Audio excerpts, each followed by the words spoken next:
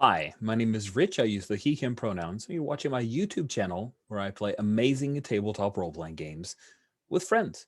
This is part of the Intercontinental group of awesome, so called because the players are in North America, we're USicans, and then we have European friends. So we have an entire ocean between us and a number of time zones, but we still find time on Sundays to play together, except when some of us don't. And that's okay. We keep going.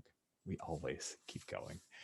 So we are continuing our 2021 series of Spire, The City Must Fall, which is even better because I'm not the GM. So Tyler, if you could, take it over.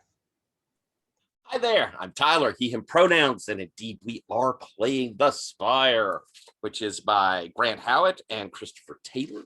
It is super awesome, interesting game about drow who are living in a place called the Spire, which is a miles tall, crazy progenitor creation tower, enormous arcology.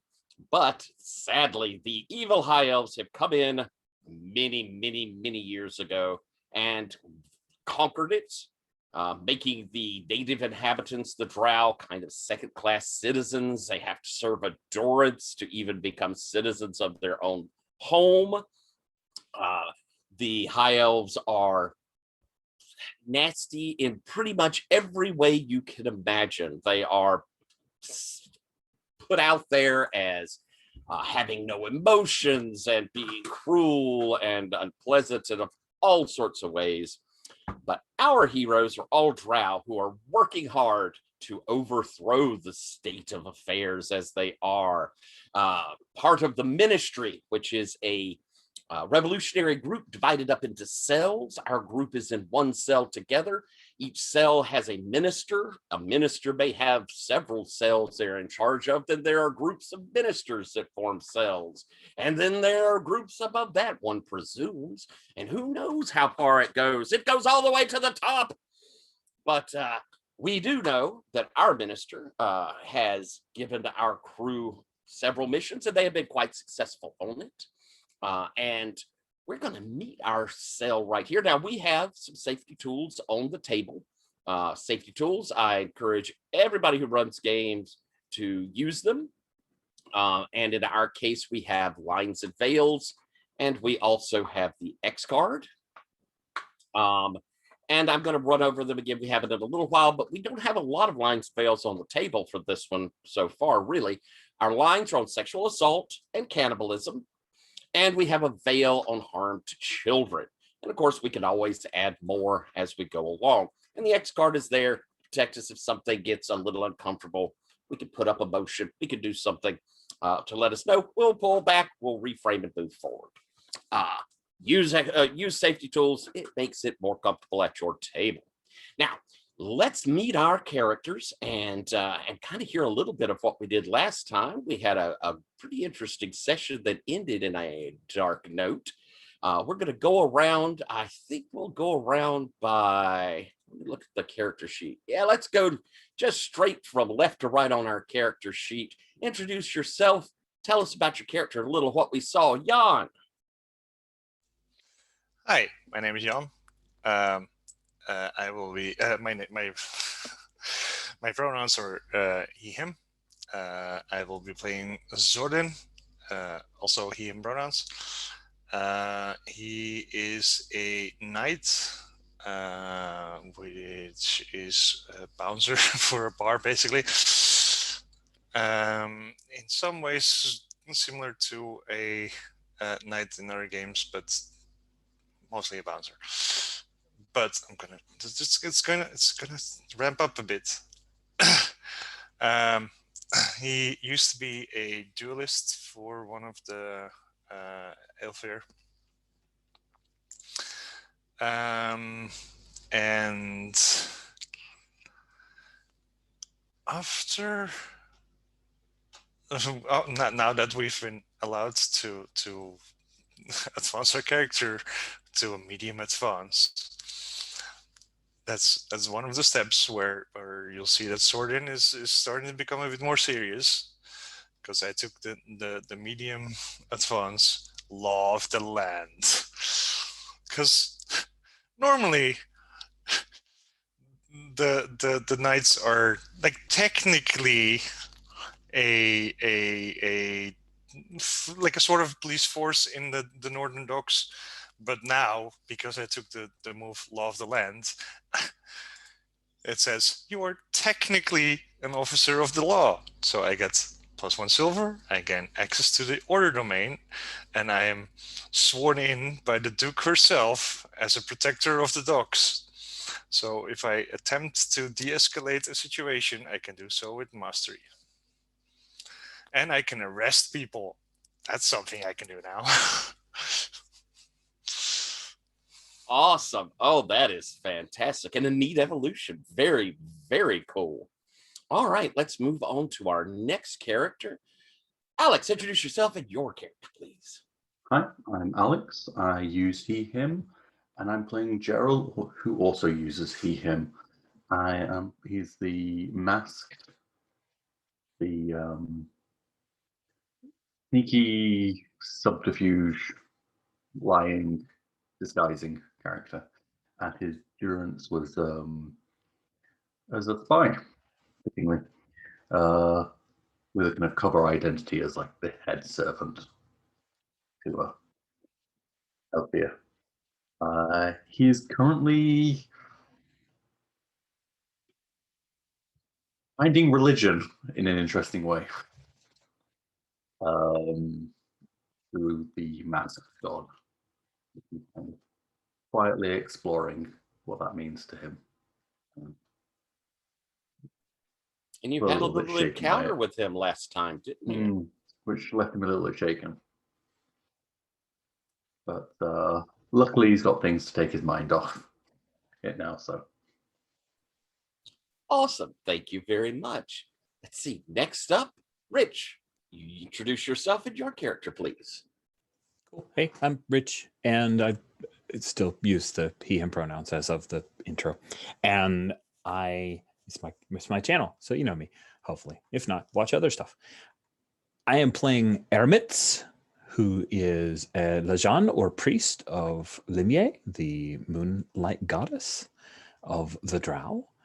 And Ermitz is my attempt to play a pretty decent person. I'm trying hard. Usually I play less than decent. So in fact, earlier today I played a spy. So it's weird feels. And in last session, Aramitz ran into one of the things that happens. We ran into a couple of heavies for a criminal underworld overlord lady. That's true. I guess I'm kind of a spy now, but it's not. Aramitz is not a good spy. He's not terribly great at spying. He's in it. He's fully committed because this is the best thing for the people. But he understands there are a lot of dark things that certain members of the sect do. And yeah, so it looks like we have allies ? In the underworld, but then yeah. So that's a great thing. It's awesome that we have friends who are not necessarily in the ministry, but probably know that we're in the ministry. Yep. Perhaps so. All right. Thank you very much. Next up, Jen, introduce yourself and your character, please. Oh, well, hello. I'm Jen. I use she, her pronouns. I am playing Fanara, the Azurite, who also uses she, her pronouns. She's a merchant and a bit of a spinning wheel in the Blue Docks. And last session, she was doing her usual thing of wandering around and prodding at acquaintances and asking them a few useful questions, planning with the team. And yeah, we got scoped by Petor and Yosef Gris, sons of Anastasia Gris. And they're kind of happy that we're making things harder for the Drek dealers. because Anastasia Gris and her team deal in Dagger and Malak. So any Drek that we take off the streets is good for them. I've taken for a new medium advance the Golden God's Guidance. So I've taken investigation as a permanent skill because I think that I do enough of that. And I can buy skills for, until the next sunrise for D3 stress in mind, blood, or silver. For myself or a party member. Oh, that's fantastic. Yeah. Awesome. Thank you very much. And last but certainly not least, Sabine, introduce yourself and your character. Oh, hi, my name is Sabine. I use any pronouns and I'm playing Vazar, who uses he or they pronouns. He's an inksmith, which means he's some sort of reporter. He writes for an assortment of gazettes, and he also writes a bit of fiction.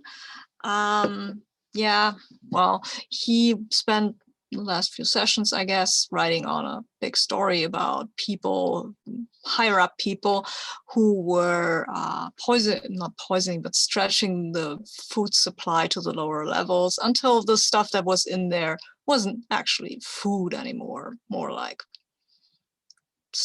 kind of, that wasn't good for people anyway.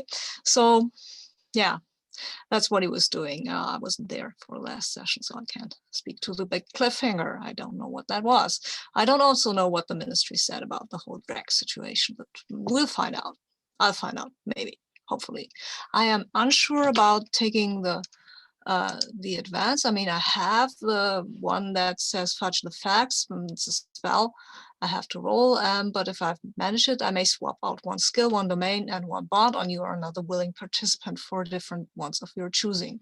So that's an effect lasts until the next dawn. That might be nice. And what I also like is the knockout punch, though. I mean, this is basically the pulp detective punch where you go and punch people and you can punch them out, and that is kind of effective, but they will never be dead. They will be just knocked out and don't have a concussion or anything. They will just be knocked out, and that's bye.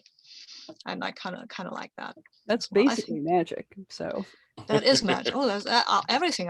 Not everything I do is magic, but that is an actual spell. Yes, I do magic. That is super cool. I look forward to seeing which one you decide on. I think I'll take the knockout punch because I really like it. Wonderful. Cool choice. All right. Thank you very much. And I will give a slight recap to what we did last time. We'd had some successful bits of missions that had gone on the time before. And so we'd come back together, kind of had a group meetup again. Where we had gone to the Cracked Bell and reported back a little bit of what was going on. Along the way, Gerald had encountered the masked god who reminded them that they now have a key to a door. Had a little bit of a memory from Gerald of where the door is, and he was informed that someone is behind that door that the masked god wants. We then, when we got together, as previously mentioned, there was the arrival of the sons of Anastasia Gris, offering some help, certainly most pointedly in getting to the perch unseen and quietly. Since we know the early worms are said to be a group there that has been supplying the Drek. And it was a very pleasant, amicable sort of meeting, though, as we know, Anastasia Gris is a very dangerous person. We also had Gerald and Aramis take a few moments to discuss the mascot, learning a little bit more about him. And then the group decided that they wanted to speak to their minister about the Drek to see if they could investigate or how much was known. Once meeting their minister, she gave them permission, made arrangements for them to go and meet another minister, Minister Gulag, who was in charge of this investigation. They went down to Derelictus and to underneath the amber fly, which is this enormous amber column with this gigantic fly inside of it. And underneath it is kind of a forum market. They went late at night and it was deeply shadowed. And when they got inside, they found, presumably, Minister Gulag. He had been strung up to a wall, his head and face pierced by these slightly glowing white feathers of the swan, his body cut open, and his heart removed. Behind him, written in his blood, was the message, "No minister shall ever talk to me." And that's where we stopped. So let's find out, Vazar. Let's have you we'll start the episode with a little bit of earlier in the evening, earlier in the day moment of you going to Grey Manor. And you're shown quickly through to meet with the head of the service, who, when you come in, stands, Czar, good to see you again. Sir, hi. I found something. Oh, really? Yeah, you remember you asked me to look up and to write up this investigation into that baker? Exactly. It would be good publicity for the service. Yeah, I took a closer look. And I found some more stuff. This baker wasn't working on his own. He was supplied. And he was supplied by this corporation. And this corporation, I also took the liberty of looking at them. They also were supplied. I have evidence. You do? I do. I will publish this story, and I want to know if you want your name in this or not. What sort of evidence have you found, Vazar? I will show him the books that I found. Consolidated Foodstuffs. Yeah. That's a big company, Vazar. Yeah. Be a lot of fallout from that. Yeah. I think this is very impressive, Vazar. I'm You good went at what and I do. did this on your own. Maybe I know a few people who know a few people, I'm beginning to think that it wasn't such a bad idea to promote you so quickly, Mr. I know. Vazar. I grin at him and I say, I told you, I'm good at what I do. Well, since you were acting as a Grey Manor investigator, I think that it would be appropriate in your story that you mention how the service has more deeply looked into this and uncovered this.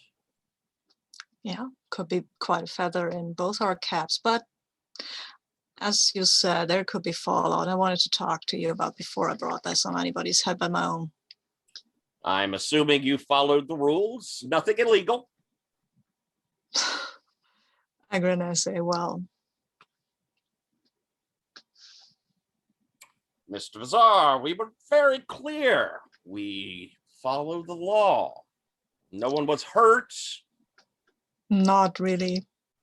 No property damage. No, we did not damage any property. Nothing stolen. Nothing.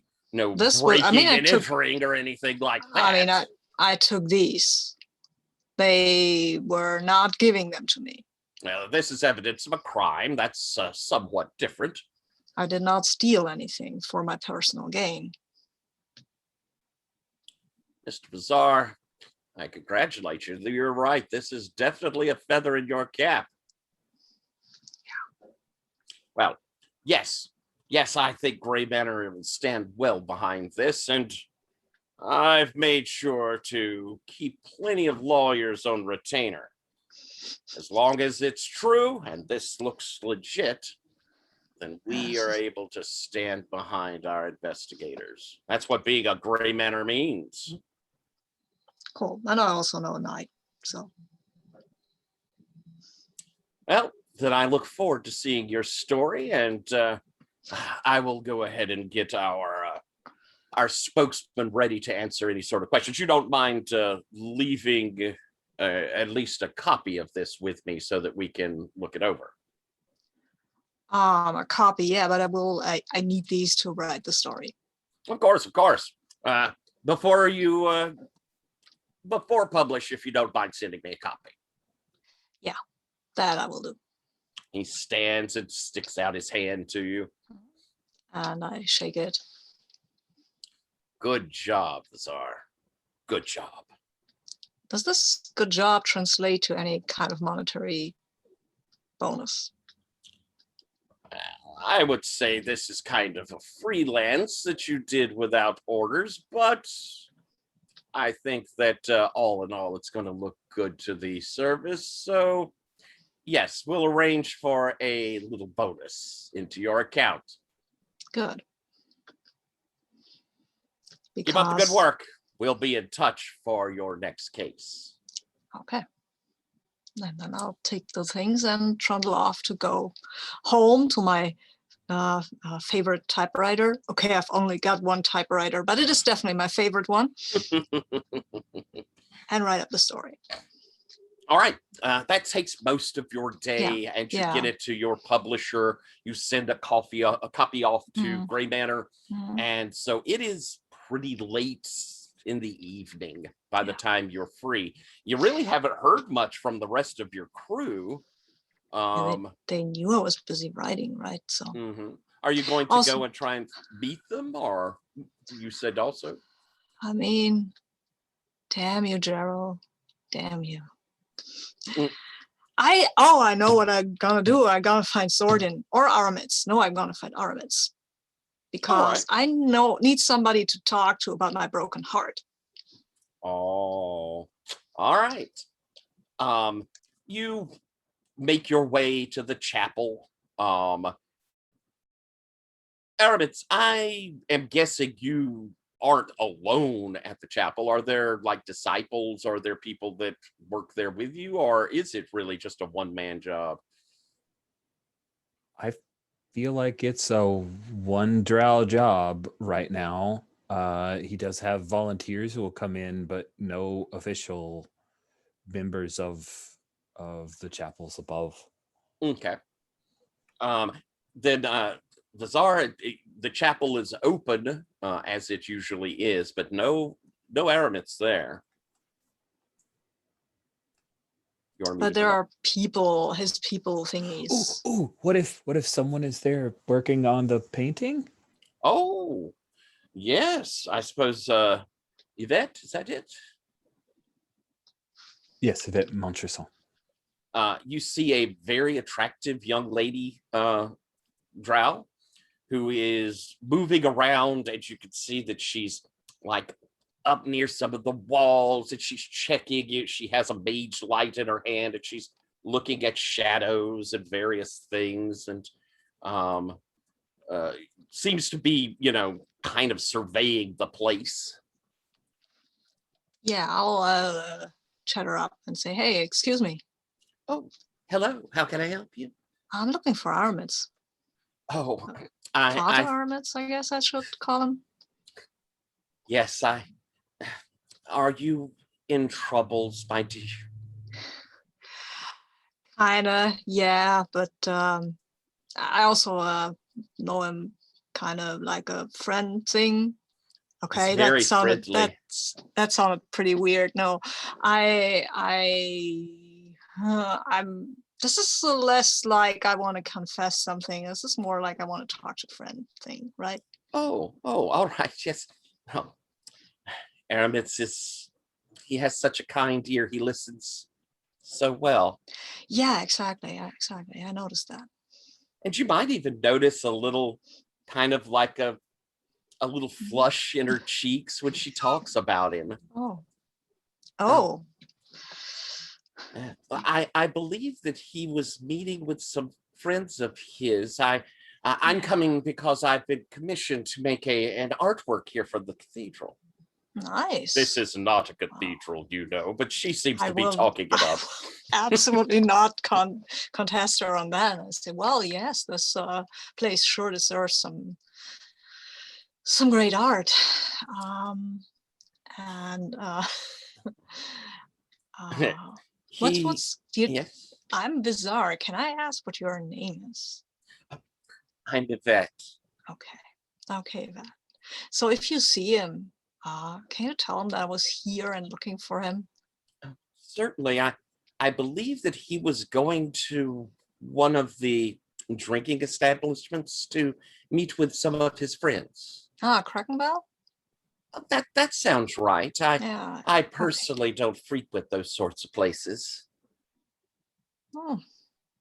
What sort of places do you enjoy? Well, generally speaking, I'm so busy with my work and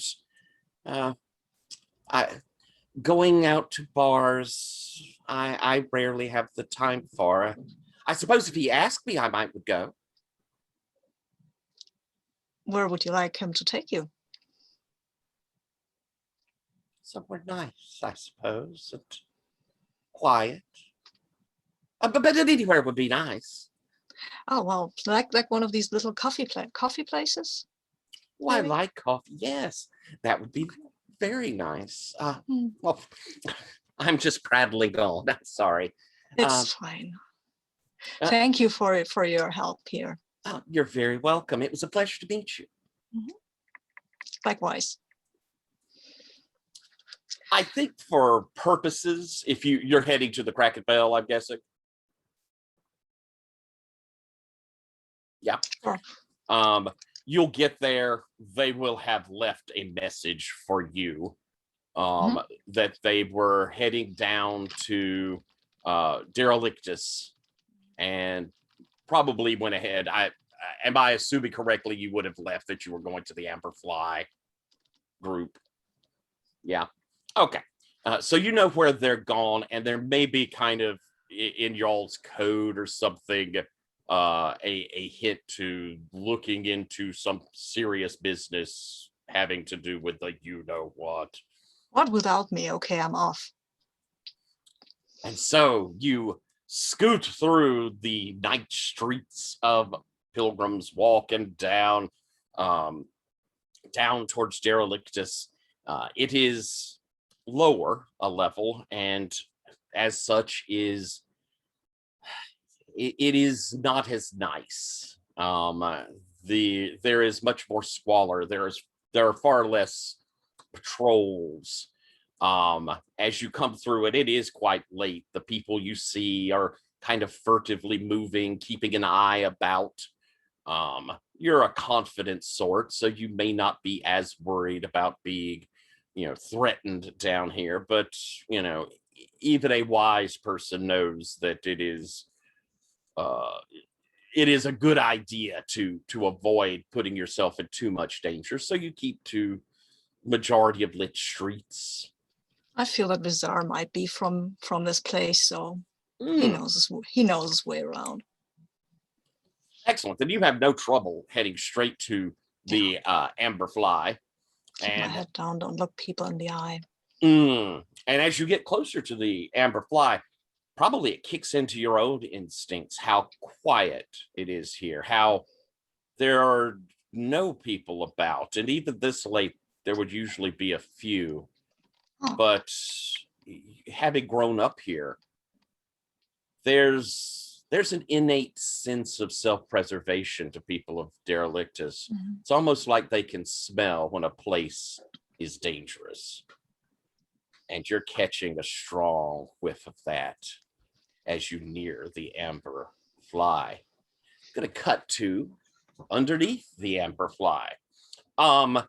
I know that we had Gerald who went in first, and so you have gotten closest to the minister, but I also know that the others had followed enough that they had seen this. Are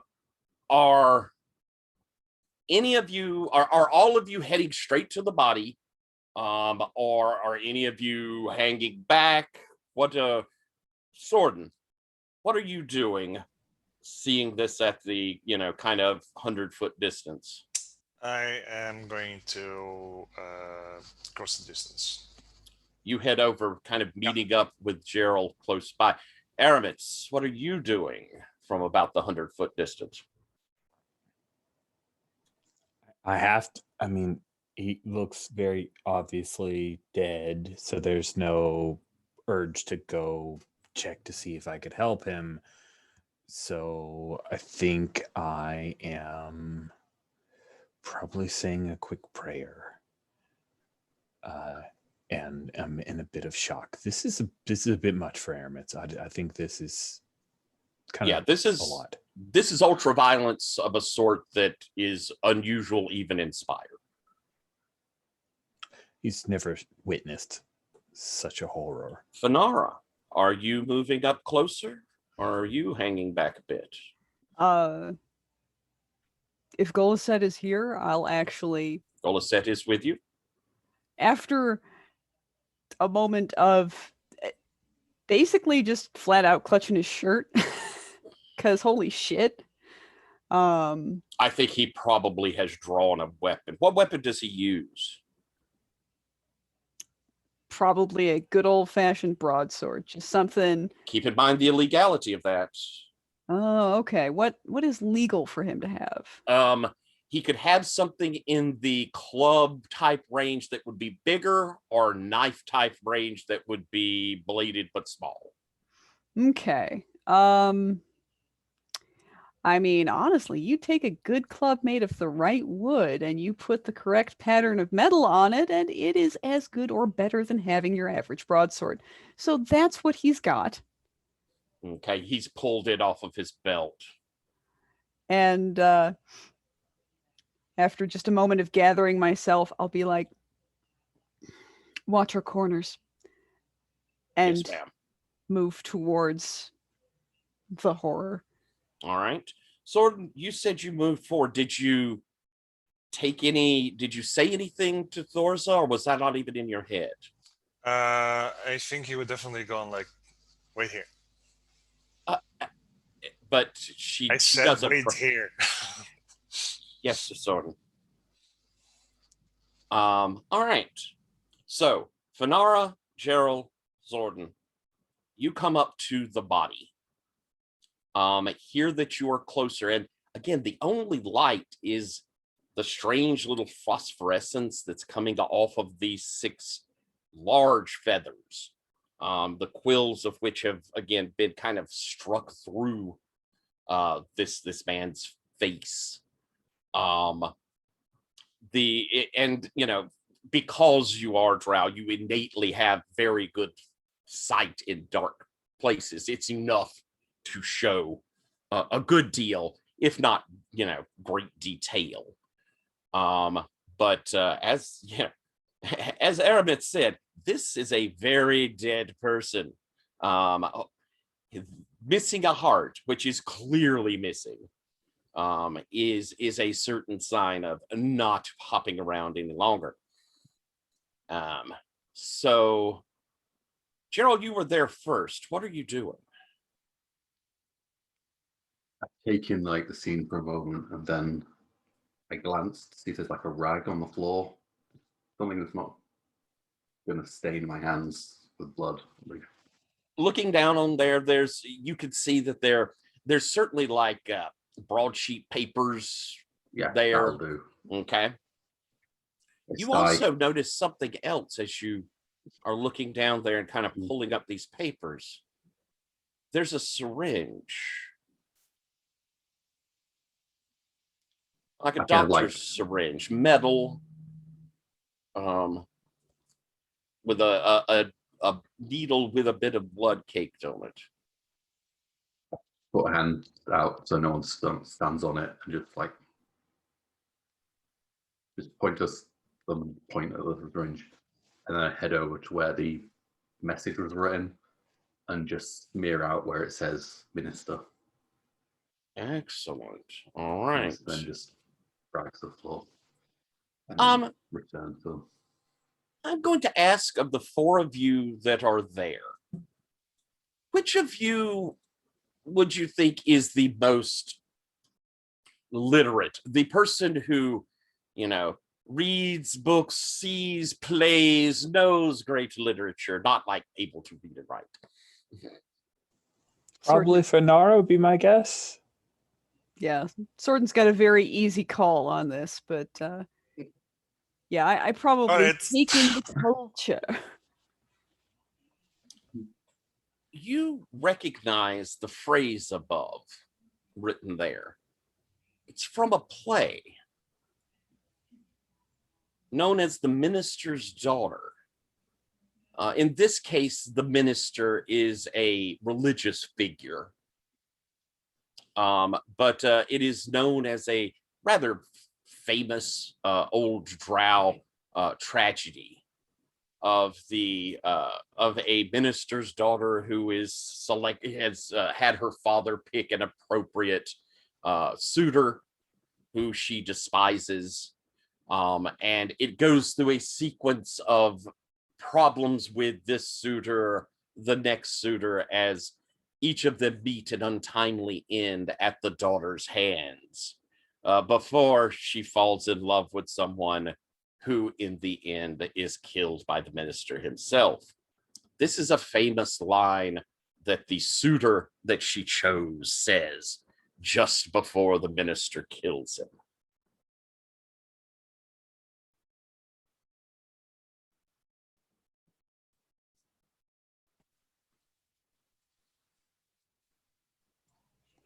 Oof. Yeah, I'll be like, well, our swan thinks that he's a fancy and cultured lad. Fanara? This is a quote from The Minister's Daughter. It's a classic story play adaptation. I sigh and I go to rub the whole thing out. If somebody could probably, from context, fill in the gap.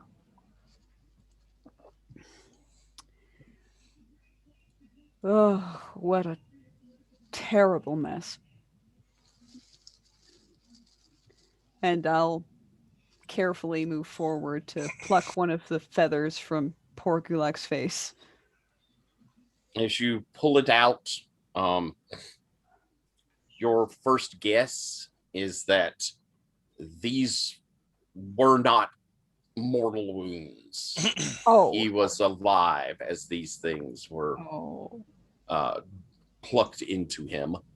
But pulling it out, there's some sort of phosphorescent powder that's on the feathers. It kind of rubs off a little to your finger. I tuck it away into a few folds of waxed paper and fastidiously clean off my hands with a handkerchief. Excellent. Vazar, as you're nearing the amber fly, again, it's extremely quiet, but why don't you roll me here something real quick? Sure. I think this is investigate and low society. That seems something I can do. Yeah, that's 2. Do I get 1 for free? Plus my skill and my domain, right? So that's correct. 3. Nice. Okay, I'll just, And this is shadow that you have potential stress on. It's shadow, okay. Yeah, I still have shadow 1 stress in, but I'm fine with that. And I think, yeah, that's yeah. I don't think you've taken any. You don't have any damage to your stress right now. No, I don't, because I still do. No, I don't. Wait. No, you don't. Huh? No, I don't. That's fine. Then I don't. Then I'm fine. I rolled an 8, so that should be all okay. right. Success. Take no stress. Success, take no stress. Because of the quiet is probably why you pick up as you're moving towards the amberfly. You see a couple of people in an alley They don't seem to have like noticed you. They're looking back towards the fly, and you overhear a whisper. They're there. It's time to get the police. And the two of them begin running down the Oh. alleyway. I probably can't stop them, right? Not easily. You would no. be in a chase at that point. No, I don't want to chase two people. I mean, I've got a rapier, but no, I think they are calling the police. Okay, I'm running. I hope it's not my guys, but whoever it is, I'll quicken my step and get in there. You begin rushing forward as Aramis, Thorza, and Goliset. Goliset may be first, since he's very, he's given his instructions and is following them, kind of stiffens someone's coming. We should hide. Do you look back where he's? Yeah, of course, I can't help it. I think as they move closer, you can make out that it is Vazar heading your way at pretty good speed. Oh, it's Vazar. Ah, so it is. And he relaxes a little bit. Well, I won't yell because that would be too loud, but I will say, I don't know what you're doing. Oh my God, the police is coming. Do you want to be here? No. No. Then let's, you can tell me whatever happened here on the way. Let's move. Come on.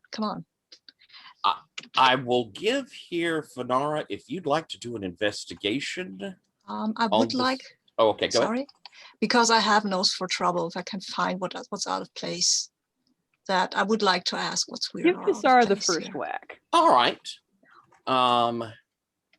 Excellent. All right then. Good.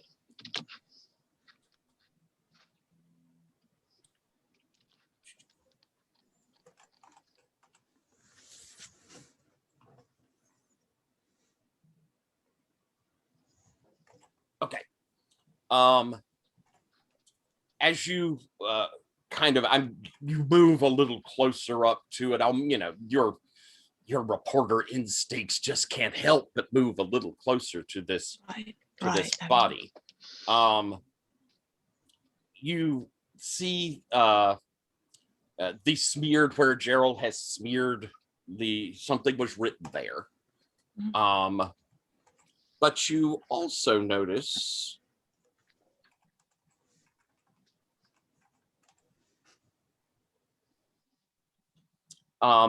as you're moving up towards it, you can see that there is a small vial that is laying near the scene. Kind of like kicked and has fallen into a little crevice between the stones. Might not be a thing, but I'll pick it up and take it with me because I don't want to really get into this when the police is coming. Yeah, as you kind of pull it up, and the light is so dim, but kind of looking through it, you can see that there is some sort of black, thick substance inside of the vial. The vial is nearly empty, but there's still the last little bit of it there. Oh, okay, I'll bite because it's for the story, right? I'll have to stand and sniff at this and figure out what it is. As you kind of, unless somebody pulls me away. As you kind of pluck the little stopper and smell, there's this almost hot, sulfurous smell to it. But as you even just taking in the whiff of it, you feel this kind of energy, this like fiery energy kind of move through you a little. And for a moment, it's like you're pissed off. Just how could something like this happen? This is just Vial. Great. Okay. I'll stuff this away and I say, okay. Or maybe we could stand and yell at the police a little. What are they good for anyway if they don't prevent people from... I don't even know what happened to that guy or who he is, but I guess this shouldn't have happened. Right? He didn't deserve this, did he? Vazar, Sorry. you are a treasure. Run. Let's run. Keep running. Fanara, why don't we go ahead and have Great. you roll and investigate for the time you've had up here? Treasure. If Gerald knew that, well... And Gerald, just to pop something into your mind, this is a minister of the ministry. There's A, no telling what's on him at the moment, and B, the body itself could be a threat to the ministry. Are there sewers here? Like manhole cover type thing situation, or even just like river things that run by? Let's see. Or can I roll to hide this body? Yes. I think that's a good idea. Let's have Fanara roll her investigate, and then we'll have you try to do something with this body. All right, good news. I got a 9. Excellent. Checking over, kind of looking at the body, looking at where it was held up. His arms are kind of up like this, and so you're looking. There are fresh track marks in his arm.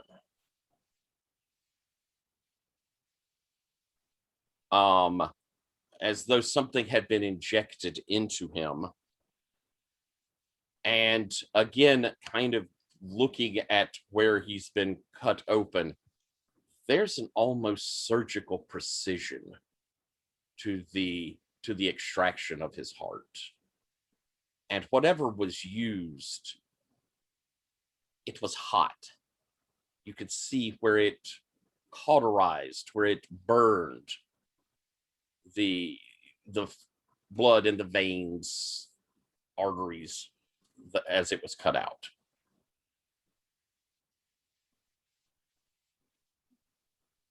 Yeah. Gerald, I think that would be sneak and I'm trying to hide it from the police. and order. Anybody feel like they can help with this? I think sorting can help. All right, so there's an extra die, Gerald. Oh, Sorting knows what the police is supposed to be doing. yeah. He never does it, but he knows what they're supposed to be doing. I think I would like, because it's a full body. Zordin's better with this. Zordin, lift the body. I don't want a trail drag through the dirt. We're jumping this. All right, so yes, you do have 4 dice. And roll.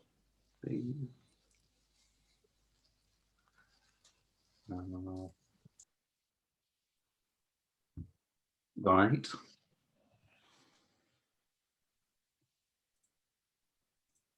I got an 8. Oh, very good. Very good. Looking around quickly, it is a market, and as such, it has a large graded drain.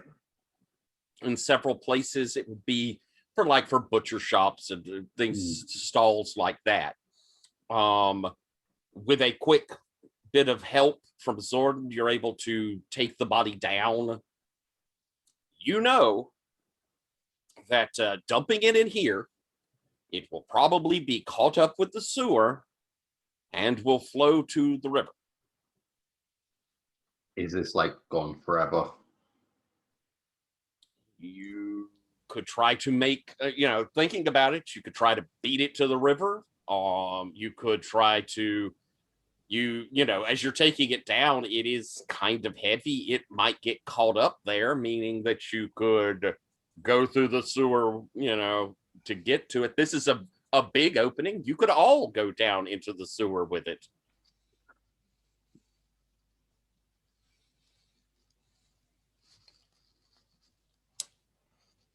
I think it's been a while since Gerald's done anything stupid. No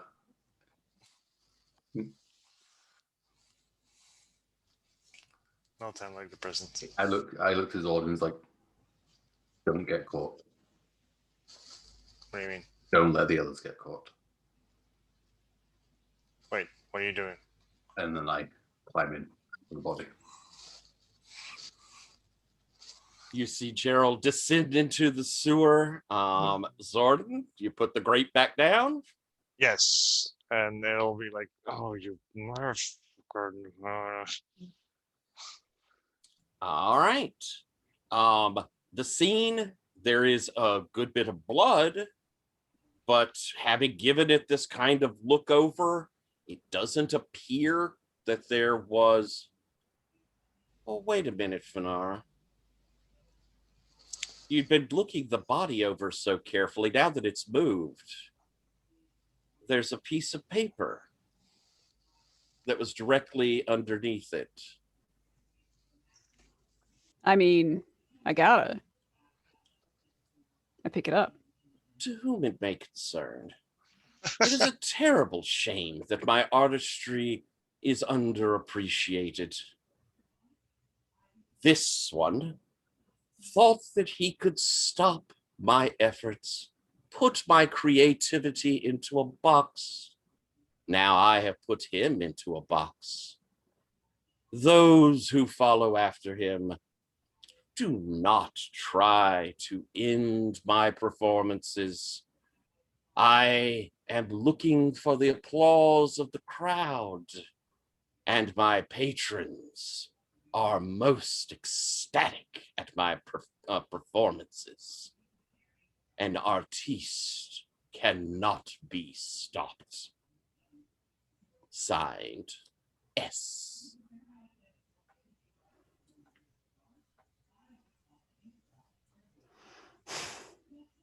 Hell, with a final groan of disgust, I'll tuck it in a pocket. Probably to hand over to Vazar at some early convenience, because he's the inksmith. From a distance, you hear a police whistle. Oh, yeah. Jordan, Jordan will definitely move towards Aramids and see what we're doing from there. How could you lower him in with that body?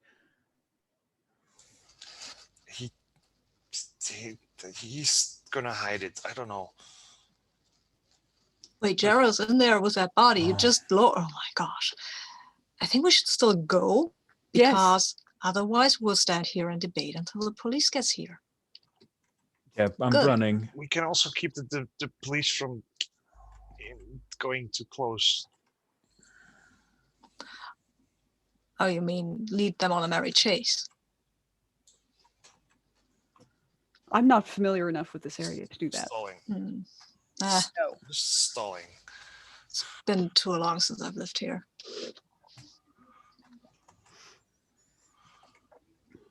Sordon, you're proposing, it sounds like, confronting the police.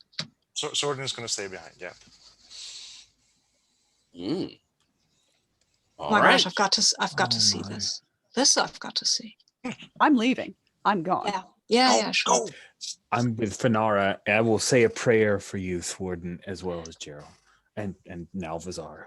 I'm not getting confrontational on my own, but I want to see what happens here, and maybe Sordon needs somebody to throw a rock for a distraction or something. All right, so sounds like Aramids, Fanara, Gulliset, and is Thora staying with you? Probably. I mean, okay. I didn't tell her to leave. Okay. And so you're exiting out from underneath here, is that correct? And going kind of to beat the police? Yep. Just heading towards them. I think that with that, Fanara Aramids, you will not have difficulty getting away. I think that goes just fine. As Vazar, Zordon, you see moving very clearly, like they they're coming straight here. There's not a they're tipped off kind of feel. A troop, about 5 of them, heading over. They are armored and they are armed, and they are all drow. And as they see you, they kind of hold up, and one who is probably in charge, hold there. What are you doing? Zordon will hold up his badge from the Duke. Like, that was just investigating. They get closer to you and says, you're a little out of your jurisdiction there, knight. Hey, it's just down 1 level. It's obviously related to something that's going on up a level, and I need to see what's going on. And it seems like something happened here, but can't quite make out what happened, because there's some traces of blood, but nothing else. He motions, and 2 of his guys begin moving out. They light up a lantern, and what? You say you're investigating. What are you investigating, Sir? Zordon. Sir Zordon. So it says right there, even like under the Duke seal, right? You can read. Yes, the Duke of the Docks. Yeah. What were you investigating, sir? Some problems with some food's gone bad. Food gone bad. Yeah. Bad mushrooms. We got a tip that there was a murder. Well, I think there might have been one, because there's blood back there, but there's nothing else. So, I mean, maybe we should have a look together, but... He starts walking with the other 2. This is my squire, and this is someone from the what were it, gray mantles, gray Manor investigations. I have a card, so yes. Yeah. We Gray Manor Services is looking into this as well. Yeah, sure. I mean, food gone bad. There was a baker level up. Food gone bad. Sure. Zordon, I think I'd like to see a roll out of this. Yes. Sounds like Vazar's helping. yes. I think this is deceive plus order. Yeah, and I'm not sure what it means when it says, if I attempt to de-escalate the situation, I do so with mastery. I think you are de-escalated here, so you'll get an extra die. All right. So that's 5 dice you're rolling. I think this is going after Shadow, though. Since you're trying to avoid, this is avoiding getting caught. Fair. All right. Let's see what it does. It's 8. It's okay. Darn, y'all are rolling well. I mean, with 5 dice, come a on. lot of dice, come on. It's a lot of dice. And we both get badges, so. As he's walking with you, the 2 come out and, sir, there's no body, but there is blood, like they said. That's what I said. Yes. We were told there was a body. By who? You didn't see that. Who told you there was a body? Group of vagrants came in and told us. Huh. Okay, so you're going to go like, oh, a group of vagrants told us something, so therefore a knight from the Northern Docks and an investigator from Grey Manor are maybe not straightforward here. They said there was a body. There's a pool of blood. I'm guessing at one point there was a body. It could be. It wasn't there when we got here. Maybe you should talk to these vagrants some more. Maybe we should talk to these vagrants. Oh, really? Yeah, really. I mean, sounds interesting enough. If there was a body and now it's gone, it's kind of a mystery, isn't it? You gray manner sorts like to stick your nose all over, don't you? I definitely love to stick my nose all over. It's a very pretty nose. They do. Well, you can feel free to try and get paperwork to come and talk with our informants. I'm sure we kept note of their names. Do you have any information on what like the motive might have been? Like, you know that there was a murder, but you don't know why. And No, that's why we're here to investigate, Sir Sorton. yes, you came from some vagrants telling you to come here, right? Some vagrants said they found a dead body that had been rather brutally murdered. And yes, we came to investigate that. Right. Said some people were poking around underneath the amberfly. I haven't, like, other than the blood, we came. I mean, we came before you did. There's I that. didn't see anyone. But we also came too late to see anyone else. By now, they've kind of gotten in and they're shining their light around. They shine up towards where looks like something was written here, sir. Did you see anything written when you first arrived? Afraid not. You can tell he's suspicious, but he's got nothing to go on with you, and you've got your credentials there. We'll investigate this further. Why don't you two citizens move along? If we have some questions for you, Vazar, Sir Sorton. Very well. However, if this does turn out to be connected to the bad Mushrooms, foods, then I would like you to bring that up back to the Duke, because this is an official investigation. The Duke is concerned about bad mushrooms. Well, yes. People have been dying. That doesn't sound like the Duke I know, but if she's interested, we will be more than happy to share anything that she requests. Very well. Well, gentlemen, carry on with your investigation then. I will not keep you from your duties any longer, and maybe I guess we have some time to grab a drink then. Yeah. And I, while we walk off, I will say, see, I told you there was nothing here. Hey, blood is something. One of the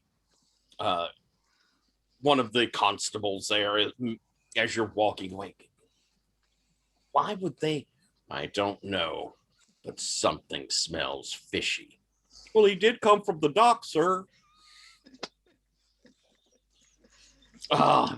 And so you move away.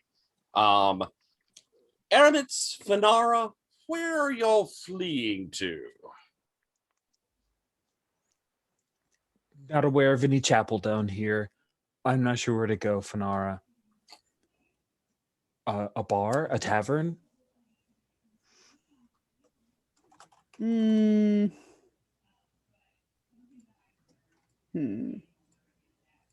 do I think Fanara would immediately run to? Glance at map. Map enormous.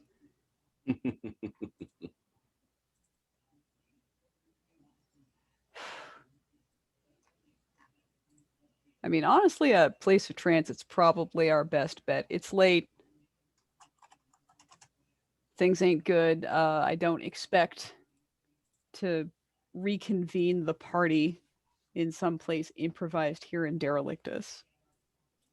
So That's probably wise. So yeah, I'm headed to the next nearest place to get back up to the docks. Okay. That is not the way we came here. All right.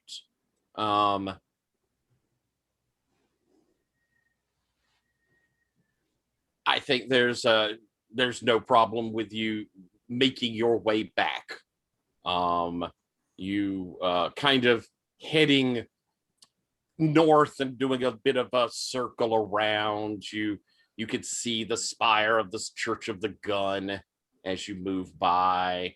You head past Le Infernor, and make your way up to where you'll come out at the Blue Market.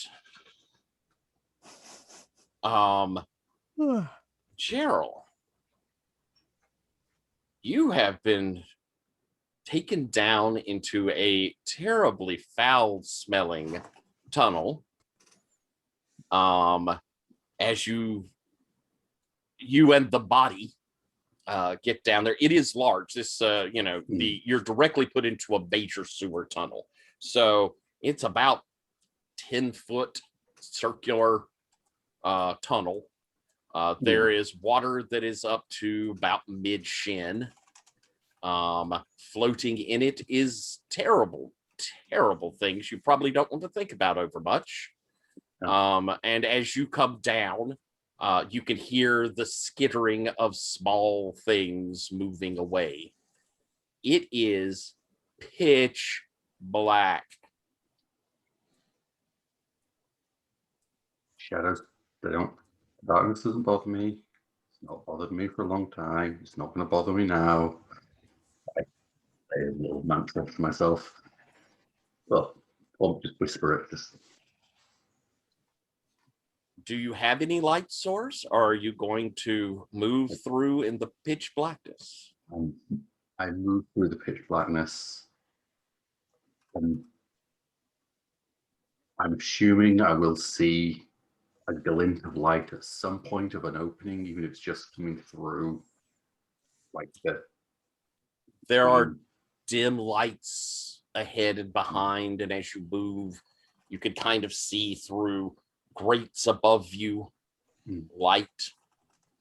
So it's little patches with just inky blackness in between.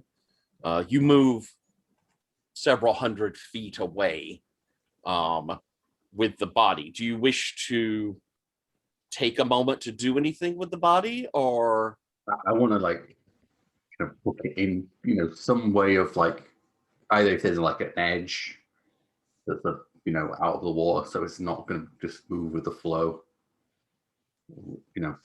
or hook it onto something, wedge it against something, anything to kind of just keep it in place for the moment.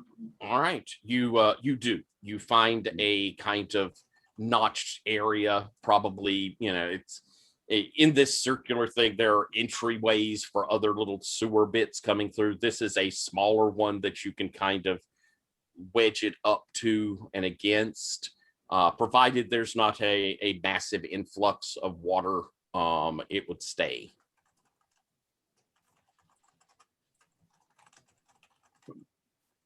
Then I want to peek about of the climb up to kind of one of the openings, peeking out, Scurrying up, looking for people. Looking for people? Like the beggars or around here, or got a kin if they, or anyone kind of, the debris of society who just would be ignored by anyone else. All right, the grate that you come up to, as you're moving up, you can hear noise. In fact, you hear laughter, almost maniacal, like unhinged sort of rhapsodous laughter, voices, the clink of glasses, and the smell of alcohol is just permeating the area, and you can even, the bits of fluid that is dropping down through the grate has a very strong smell of wine and beer. You would guess you're near the Endless Bacchanal. Okay. That's something I've heard before. You mentioned it before, but I just don't quite remember the gist of it. The Endless Bacchanal is a sort of club, sort of temple. It is where where people go to drink away the cares of what the day-to-day life is, but at the same time there is almost a sense of giving away of those cares. It's drinking to such excess that you will forget them. But it is an endless party, a great constant celebration that never seems to end.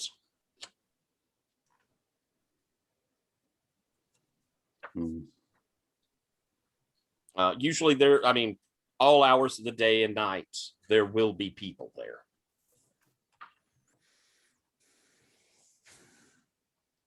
I climb out. I think I didn't go down. I didn't go down to a lower level dressed in anything fancy. I think I wouldn't. That makes sense. To kind of fit into the environment. I kept climb out. Try not to draw attention to me appearing out on the floor, but once I'm there, I'm losing my posture and try not to look different. You know that near Dirtwise towards the Unshining It Flowered is the philosopher who originally started the Endless Bacchanal. He was a very jaded Alfir noble, or she was a very jaded Alfir noble, a daughter of an ivory merchant, in fact. Went all the way to the heart and then returned, saying that beauty is transcendent and constantly changing. They brought back a thing, small, almost humanoid shaped, but black and white, rubbery, a zeotrope horror, stuttering and cracking into different forms. And around it, she established a party. And now, around it, enjoying the constant party, are those who wish to transform their cares into forgetfulness. It's said that she still resides there, though it's been many, many years. And there are the endless pageantry of the Bacchanal, performed under a haze of nicotine smoke and the ear-splitting din of conjured music, like nails on a blackboard. Does anyone really look my way at all, or is everyone kind of in their own head? Everyone is very much in their own head. This is like the world's darkest rave. I actually kind of step out of my feigned mannerisms into my own kind of more upright posture.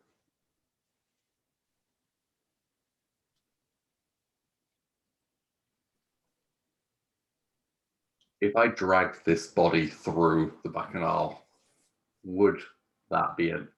I mean, how? Would I have any idea of how kind of in their own head they are? Or is that just like a ridiculous idea? It is, I will say, they're enough in their own head. That is not an immediately ridiculous idea.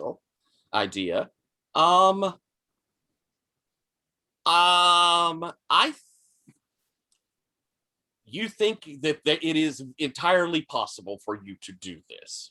I will say you will have a role, but it is, unlike most places, it is possible here to drag a dead body through a mass of people and not be discovered. I head out. I'm going to head out. I want to grab any like cloaks that people have just laid out on a chair, or anything that, or robes that people have just stripped out of. If it's that kind of, it is that kind of party. Yeah, I just walk by, just taking them up. You collect some and go back and grab the body. I want to head out into the streets. I feel these aren't the people I need for this situation. I want to find the nearest beggar. All right. And as I'm going, I want to kind of just grab some dirt, kind of scuff myself up, sigh, slightly tear a perfectly serviceable shirt, and I basically, the mask of the Simpsons mask, somebody who's looked like somebody who's going to be ignored. All right. I can do, and I want to approach one of the other beggars. You find several, it's not hard to find some on the outskirts of the Bacchanal. Probably people who spent time there and were never able to completely disconnect, but stopped having enough money to enjoy it at its full. Desperation in their eyes, longing as they look back towards it.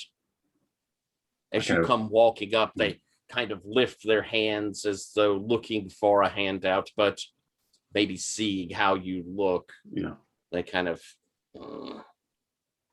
I kind of like walking a bit shiftily, checking, playing up the nervousness. You guys need a coin? Got some rich folk want something delivered. So there'd be like 2-3 coins in it. But a couple of them there, yeah. Yeah, sure, yeah. I mean, it's not nice work, but but they pay. They had clean clothes and everything when they. Yeah, it isn't dangerous, is it? You want the coin or not? Yeah. And so the two of them kind of hustle over any fears they might have, overridden by a desire to return to the Bacchanal. I think I'm going to try I want to see if I can find a step along further in the drainage. So I go down there instead of it back to the Bacchanal, because all right. There's a reason why, that place unnerved me. As well it should. And so you do find, I think you could even find like an access, like a service access to it. The gate there is rusted sufficiently that you can pretty easily open it. They said I need these, but no, to cover it. They look at you and We don't need to hear any details. Just tell us what to do and pay us. I don't have no. I don't have it on me. We have to deliver it, and then they said they'll give us a coin. Better not be fucking We with just have us. to get one. We have to go one level up. I mean, Fine. Yeah. Just hurry. And yeah, my plan is to wrap up the corpse. Probably try and do that before they approach it, and then like They come we up. get a train. It is almost certain they realize what they're carrying, but they don't seem to care that much. Rather roughly, they grab hold of the front and the back and lift it much like a carpet maybe to their shoulders between them. I join in like I'm in the middle. All right. And so you begin moving, carrying this. I'm going to be honest. I think you've done enough of the kind of setup work. I'm not going to have you roll. Moving through Derelictus, this sort of thing isn't going to draw too much attention.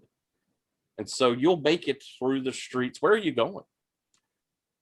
I think knowing the others, Wrecking Bell is like a good bet. I want to find like some alley, just get us to an alleyway near there, and then like head into the Wrecking Bell to get the pay. All right. I am going to have you make it out of Derelict just with no trouble. I think our problem is going to be getting it up through here in y'all's area to a spot in the docks. So let's just do an all-encompassing roll for the problems that might arise there. It's going to be stress on your shadow. And I think we're doing sneak. I got mastery when attempting to pass myself off as someone unimportant or beneath attention. Very good. I mean, it says of my target, but. And you have sneak dirty work, and this is about as dirty a work you could do. Yeah. We feel like you're hiding from the police? Yeah, or at least anyone who would be inclined to. I'm going to say order. I think moving a dead body without people noticing you probably is disrupting the order.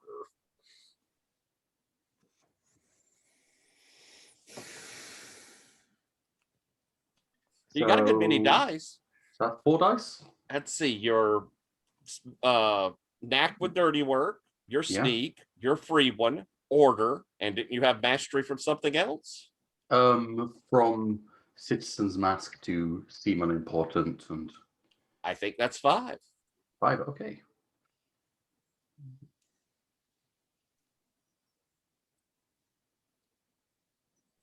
Uh, 9. You make it through with little difficulty. You know this area well. You find alleyways that people don't frequent, or that those that do aren't that concerned with someone sneaking around carrying something unusual. And as you drop it off in an alley near the Kraken Bell, the two of them say, "Hurry back with our coin. We don't like it up here." You just look at the package. Don't screw with us. We don't get gold. They kind of squat down around it. I think I head in. Would I see? Are the others there at the Kraken Bell now, do you think? They would have had time to get there. I mean, I'm not actually going to talk to them just at the moment. Okay. So would I see them?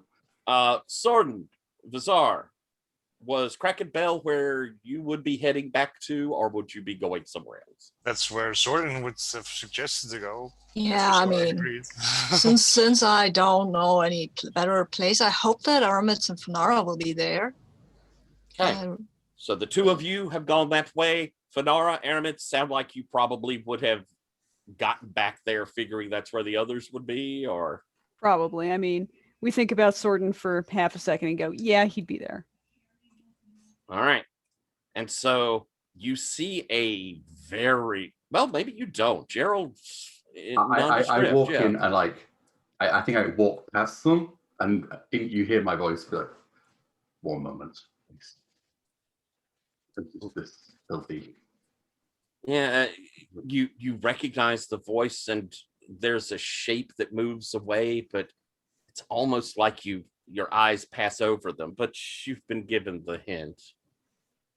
And then I will go into any back room out of view, and I assume however long that takes, come back out looking all fancy.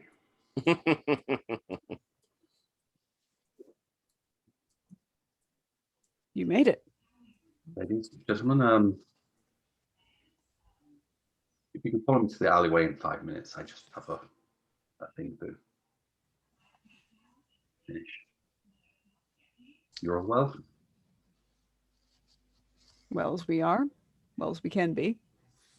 Good. Much better now that I've seen you.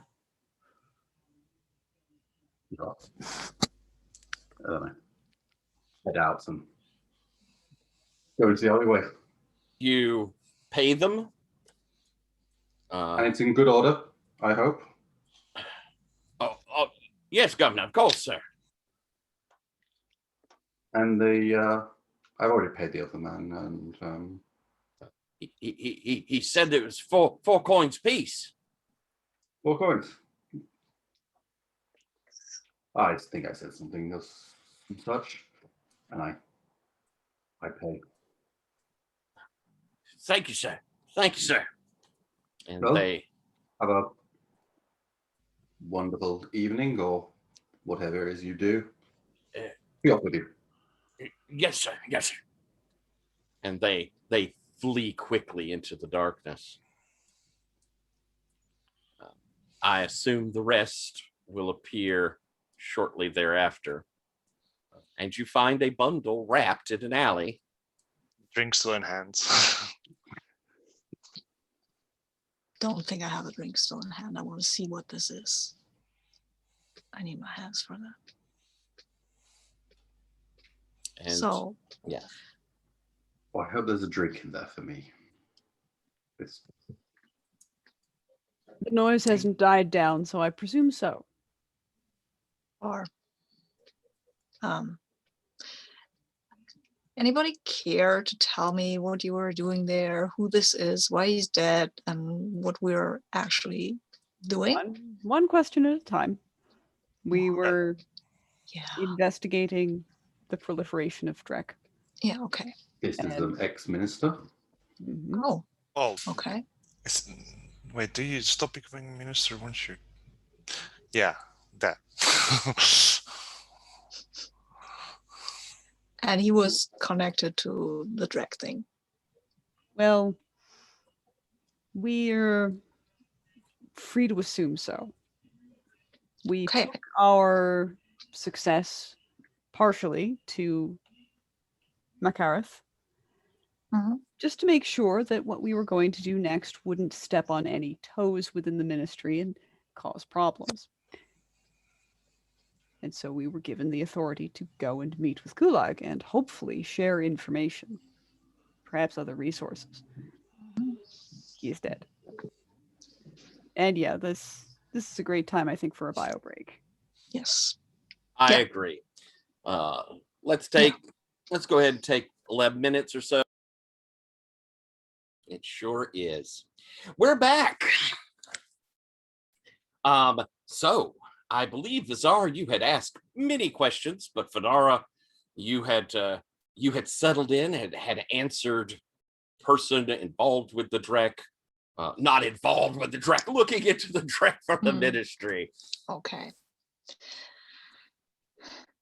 And I assume you've told me by the time that the swan thing and the theater connection, stuff like Yeah, that. I'll bring out the love letter. Mm. This And is all well and good, but Gordon, is there a room where we could put this? I gesture towards the cracking bell. And not discuss this out in the open? mhm. And it's louder inside, so people will be less likely to hear us. That's right. They You still can. might see the corpse. Wait, no. Yeah. We're not okay. bringing anything. What? Gerald? Oh yeah, you got the corpse. Right. Let's go look at the corpse. You're going to carry this around now? Well, let's just at least not be standing over a corpse in an alleyway.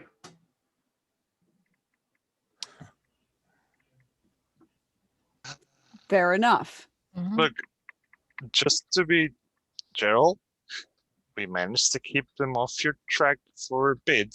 However, I hope you covered your tracks, because there were tracks.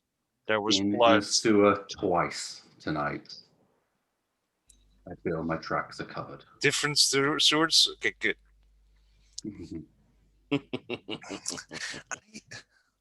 I should.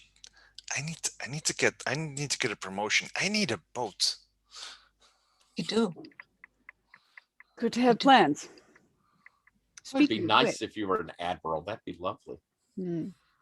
But also, we should take a look at this thing here without anybody. Well, I mean, we're here now. You're an officer of the dark law, right, Sorin? I mean, You I can always look at was. corpses. Yeah, but Yeah. what am I gonna see? I saw what I saw. There was feathers through his face, and I think that those were stuck in before he died. I feel as though, based on what I observed while we were there, that we don't need to study the corpse an additional time. We should focus on disposing of it safely. Gladly. So Sorin is still standing here there with his tankard, like. I still would like to take a look. Well, you go for it. He's dead, and I mean, come on, Gerald dragged him all the way here. Yes, so that nobody Direction could all the find way him. here. But go for it. I don't know how to see from a body how and what and. Yeah, but Yeah. see, I have a nose for this. Well, Vazar, ew! You stick your nose thank in you it for then. appreciating my work. Oh, Yeah, well, At least someone does. some people appreciate other people's work. oh. And then I I know take some people. a look at the corpse. Are you looking at it here, or are you deciding to move it out of the alley? Let me just check that real quick. I will look at it here unless somebody stops me. Right here? Perhaps What? there's anywhere else that might be more suitable? Okay. Yeah. Look, Yeah, where? I work here, for these people. So let's not. Okay, then let's take this unfortunate gentleman somewhere where we can take a look at him without people. Yeah. How about your house instead of mine? I live I live for rent at a nice old lady's. I can't take corpses in there. I can hardly take people there Let us without finish her the chapel. dirty eyes. The chapel, really? 'Cause, Yeah. I mean, there's also going to be people walking in there, no? Yeah, but dead people in a chapel are a pretty natural thing. You'd be surprised. It can be a Oh, you do funeral rites. very quiet You do place. funeral rites. Good. Yes. Okay. Good. I do. That might also be a good idea to give this guy funeral rites. I've never had to be involved with the. Like, once the body is dead, that's generally where my involvement stops. And. And so the body is collected, and you make your way to the chapel. I think we've probably had enough time pass, and it is late enough. There are very few people there. We're talking, even though it's a sunless world, we're very early in the morning at this point. So like Yvette is already gone, and you come into your chapel, a place you feel very comfortable with, and it is pretty deserted. And so the body laid in a back room. We'll say you don't just have it out front. And you can look it over. Well, I mean, I got thorough investigator. Okay, I know instinctively which clue is the most important, but I think I still want to investigate this, and I would like to investigate it not just for, I don't know, theatrical stuff, but for occult stuff. Okay. Well, let's do an investigate plus, I think, occult. We'll do occult. Yeah, that's what I'm thinking. And does conspiracies help here? Yes. Yes, it will. Okay, so then I've got 4 dice. And I should give them.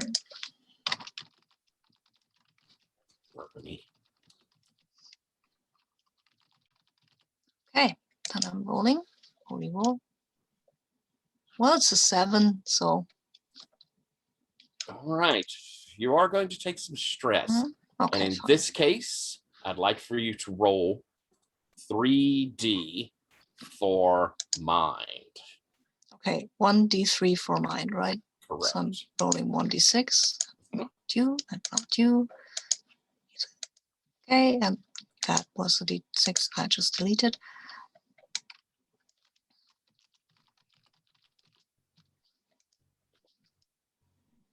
And it's a 4, so.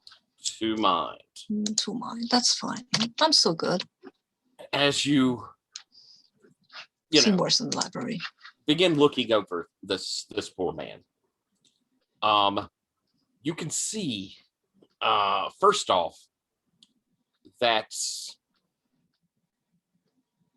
where there's a track mark on his arm, Fanara may have pointed that out. There is that vein, and then moving into where whatever was injected, and there were several of these track marks.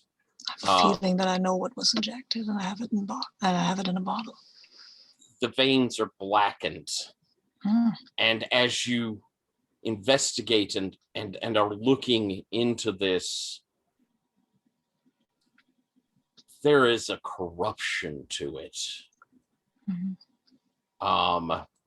You can sense almost the demonic influence of what it is.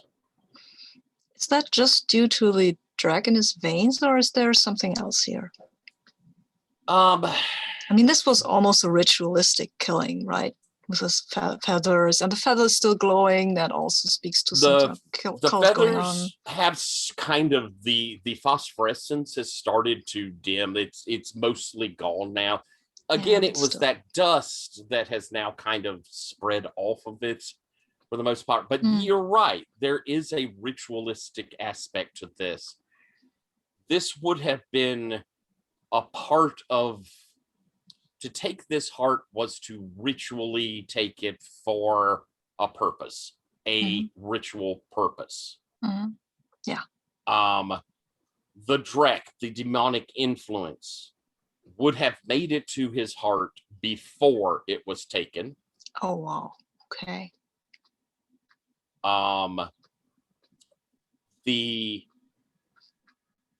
As you know, and looking over him, you can find in his pockets, he, now being a minister, smart, does not have like identification, any sort of things like that.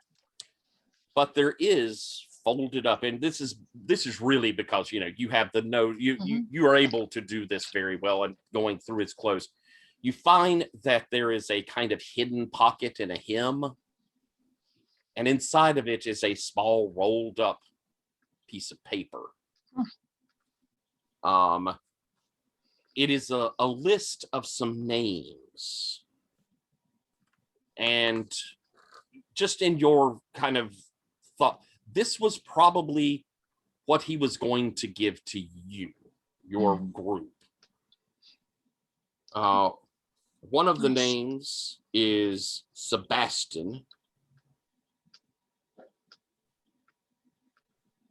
Another is Lorelei. Mhm. And the final is, sorry, I'm kind of having to go my thingies here. There we go. Kresh, Kresh. And written below the name Kresh is a knoll we have discovered that has been smuggled into the city. Mhm. Interesting.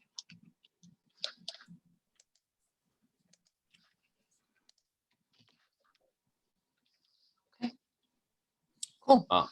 So as an overall, just kind of giving you an overall picture, Yeah. this probably was some leads he was giving you, these names. Mhm. The ritual pushes towards this being something that with Aramit's there to give a clue, is towards making an eidolon.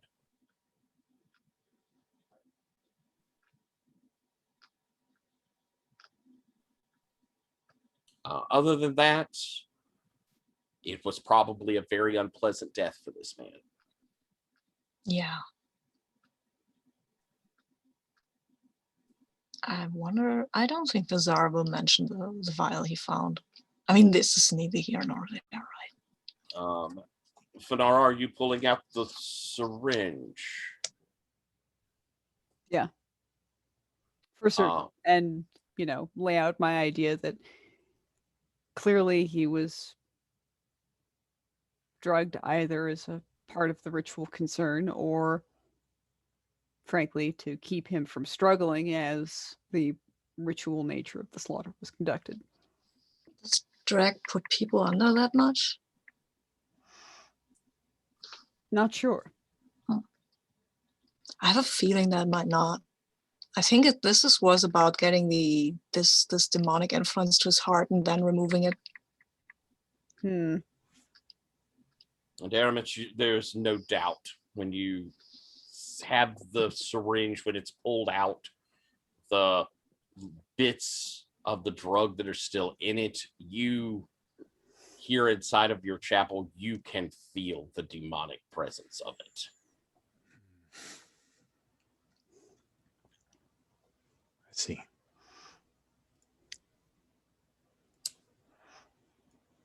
It's also plain that the extraction of Gulag's heart was very expertly, surgically done.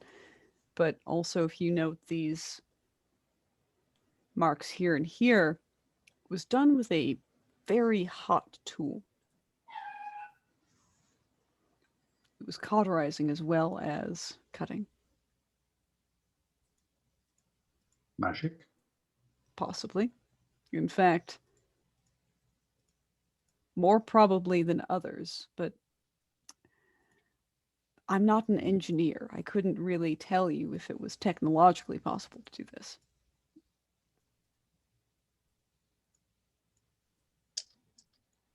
Whoever it is, he seems to like the theater. I mean, this whole display is very theatrical. Absolutely. That matter. So what are they? Spire. And the quote from the play. Yeah. Catch me up here. Are they making a demon summoning thing? Are they? That sounded like a demon summoning thing. Sounded like you leveled up. Yeah. I ate some mushrooms. Yeah. Some good mushrooms this time, though. Very good. That seems to be the case. And whoever this Swan is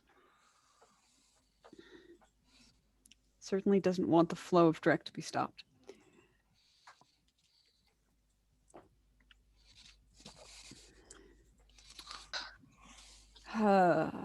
And they're likely deeply a theater person.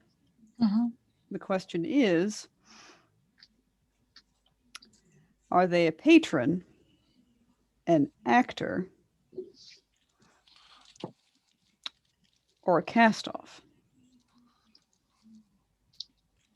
Judging from that letter you showed me, I would go with patron mostly, because that kind of, oh my gosh, I'm better than everyone, goes, for my money, goes more with a patron than with an actor.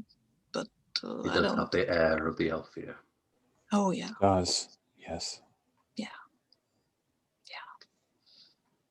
Hmm. We're gonna have to go up. Hmm.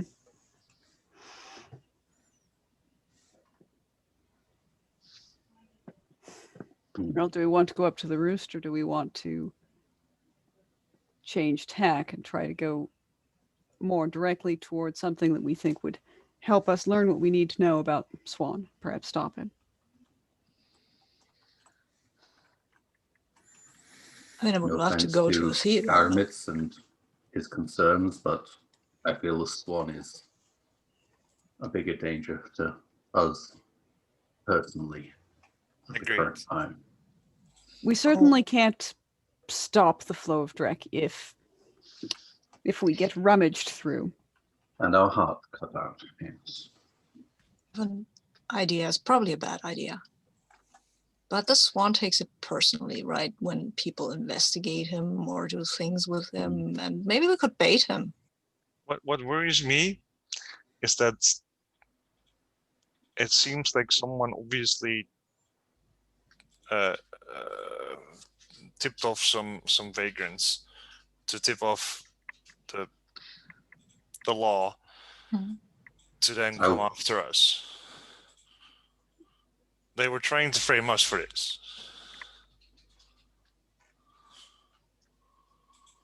Yes, what bothers me is Gulag was a minister on Makarith's level, correct? Seems like it. That's what Marcus said. So I feel we can't go to Marrakech right now. we should I not. feel Either we're opening ourselves or her. Targeting. agreed.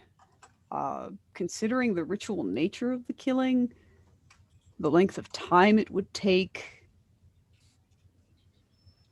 of course, with that surgical expertise, I don't know. I can't say for certain whether I fear or not that someone in the ministry with access to Marikith's knowledge gave Gulag away. But for now, it's safest to operate as though they did. Feels like it. We stay within the cell.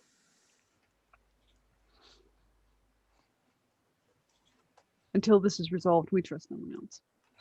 Well, shit. Then we have no. Never mind. It's not really that different of a frame than we were operating in before.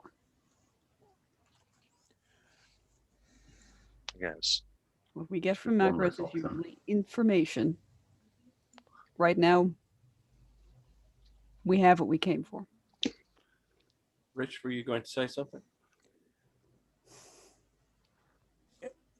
While I agree that it does seem we were meant to be caught with the body, it did seem personal towards this minister.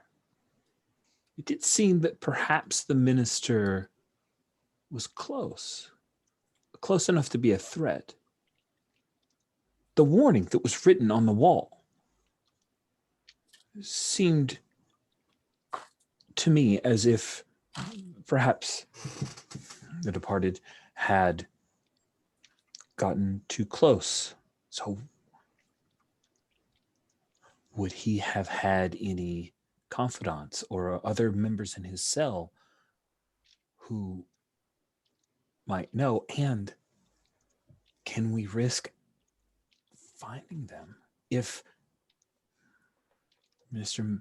Makareth sent us to his door after he was just murdered? Is she compromised? We don't know, but it's possible. Well, I don't think she is, because it was obviously took a great deal of time for the murder, for Correct. the arrangement, for everything that was done. So either Makareth is wholly involved, We or don't she know for was her. or she was clueless, and it was just odd happenstance that we would come upon this murder. who did the Swan write that note to, though? Oh, I I mean- believe he wrote that to be found by the police, I think. Okay. Yes, I think Nice. we were this wedge between So- what had been planned. So it's not personal to us, that note, which is good. I don't think it was. Good. I Okay. could Either pray way, upon they'll it. throw the ministry under. Well, Yes. I don't think we should investigate the ministry, because there is a reason why we work in these cells, and why people outside of the cells don't know who else is in other cells. the mere Yes. act of investigating other cells creates great suspicion on us and great risk. Mhm. I believe that we should move forward with the understanding that Gulag died to get us this list of 3 names. Hmm.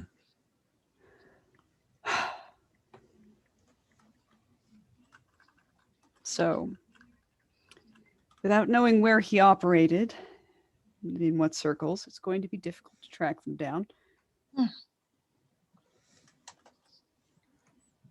I mean, but we got 3 names, not just one. That means we can triangulate this a little. It's true. I will mention, perhaps multiple of you, but certainly you, Gerald. If this minister suddenly disappeared, and one will imagine there will be people in the ministry who notice that eventually, you were the people last sent to meet him. Mm-hmm. Good note there. So we may need to contact Merrick just to be like, it wasn't us. Mm-hmm. And leave a message in the drop. But like, is that gonna help? We just say he was dead when we got there. Is that gonna make us look It's more better than suspicious? nothing. I guess. He was dead when we got there. We fear contact with either us or her at risk. We I mean, don't. if We don't one of- know. go ahead. We don't know what's like how many people. I'm guessing he was probably also on top of a cell. And we don't know if they're compromised, No. if they're dead. Oh, maybe if one of them comes to I mean, if that would happen, Makareth, and some people had been there and suddenly her corpse was gone or something, I would want to ask questions. I feel that the people in Gulag cell would be like the same. So that is kind of a risk, of course, that they might be very vigorous in asking these questions, but that also might be a point of contact. Well, they're probably not gonna find his corpse anyway, because Yeah. But Sordin, you and I, we were clearly there. yes. So Well, you I should be feel, prepared. and if somebody wants to ask vigorous questions of someone, I feel that they might rather target me than you. I don't know. I mean, Gordon. I want you to stay with Vazar. Okay.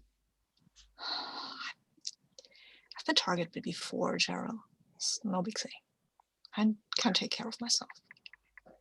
Hey, you know.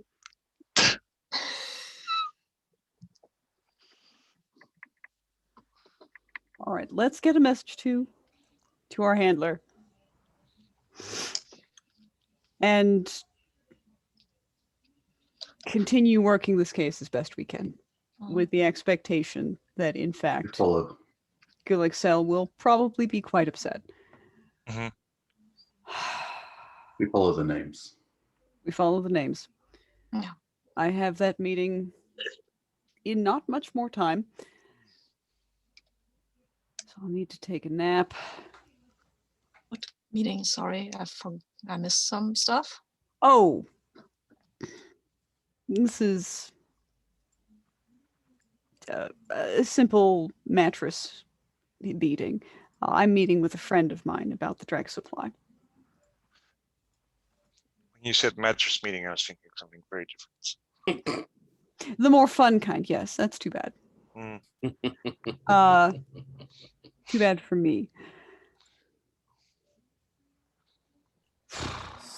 So does it sound like our little meeting is breaking up? Aramis, it is, I mean, you have the means and ways of normally handling a funeral rite, a body. There are generally two things that are done from your viewpoint. The most common is a body that is not particularly wealthy or highborn or whatever is either cremated, a little unusual, or is donated to the gardens. Gerald went to great pains to make sure that this body was not out. I will absolutely not donate it to the gardens. Okay. And so it would be no difficulty for you to arrange for its disposal. Well, we'll do so. Okay. And I'm guessing you will say proper rights over it. Oh, yes. All the honors. Okay. This was a warrior among us. I think Gerald would be there. Wouldn't say anything. He would just be in the room when the right's said, and then as soon as they're said, he leaves. I would Make like the point of being there. for you to roll, Rich, a pursue and religion as you conduct the rites. Interesting.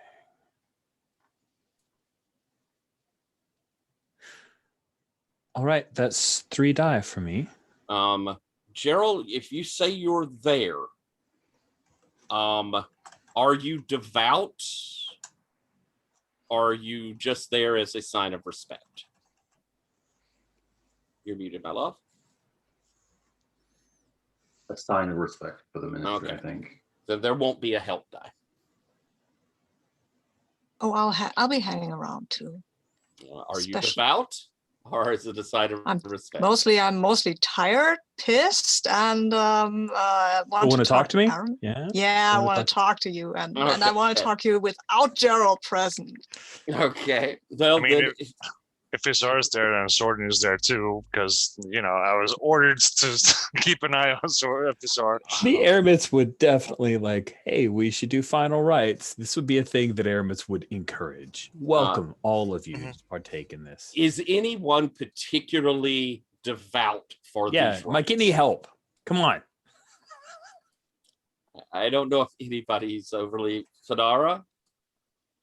I'ma do it. Okay. I think my god's the wrong god for this.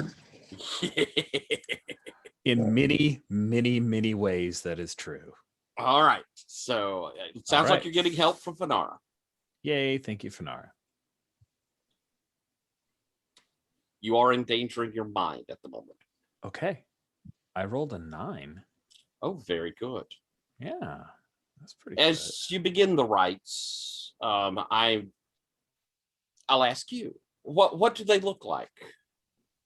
We could go ahead and establish what are the rites of the funeral.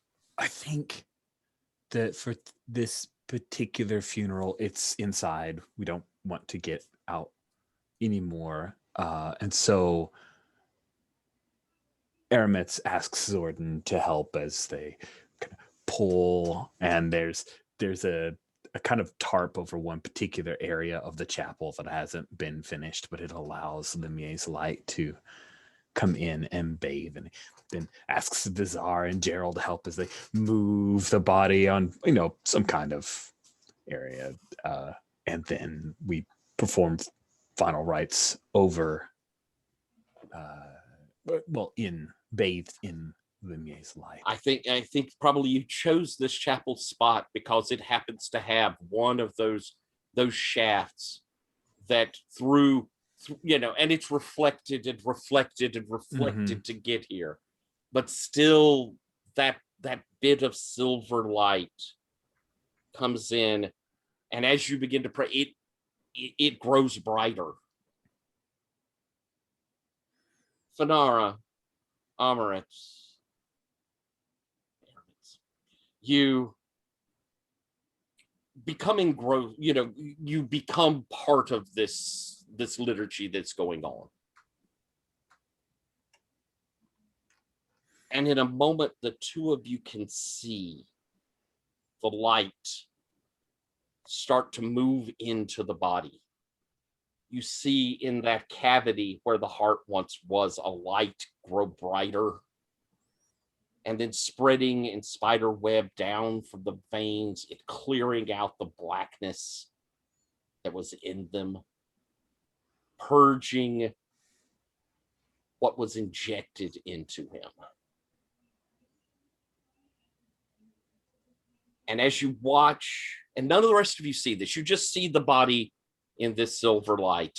But as the two of you watch, it's as though the light forms that heart again for a moment. And then in a flash, you see an Elfir in these white robes, long, a veil over a golden mask.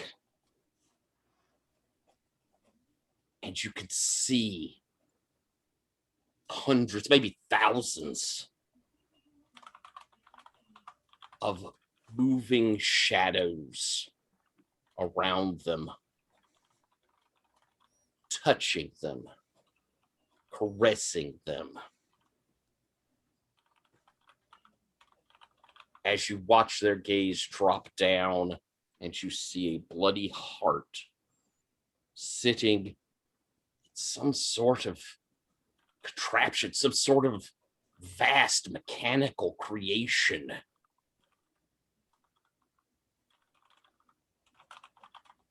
As they reach, pull a lever, and you see a vial of that wonderful silvery glowing liquid that you saw at the library, liquid moonlight, being used in the worst ways possible as it floods down into this contraption and around the heart, and it shrivels down.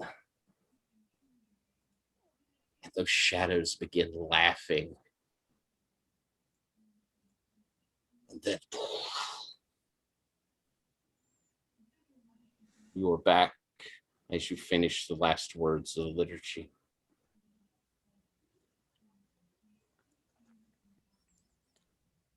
I immediately look to Fanara. I saw the same thing. You can tell. You're like, did you see that? She saw that. I saw that. You saw that. My friends, Limier has blessed us.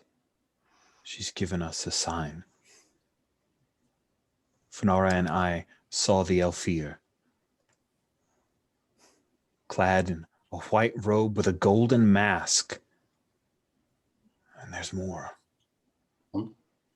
Not only was this a heinous murder perpetrated, but it was done with purest moonlight. Wait. Describe the Wow. mask. I will describe as best I can the golden mask. Sadly, with the veil over it, it was hard to see details. It was difficult to tell, Zordon. There was a veil over the mask. I only Okay. caught a glimpse. Look, just checking because I used to wear a golden mask sometimes as well. The mask isn't cheap. No, it wasn't my mask. It was Right. when I was doing Right. duels in the service of my. Did you operate Vial machinery? No. Then No. you're good. Don't. I worry. mean, the Vial machinery I operated was, swords and. Much simpler than what we saw in our vision. If Do we know the name of Zordon's patron? Resplendent first light of dawn.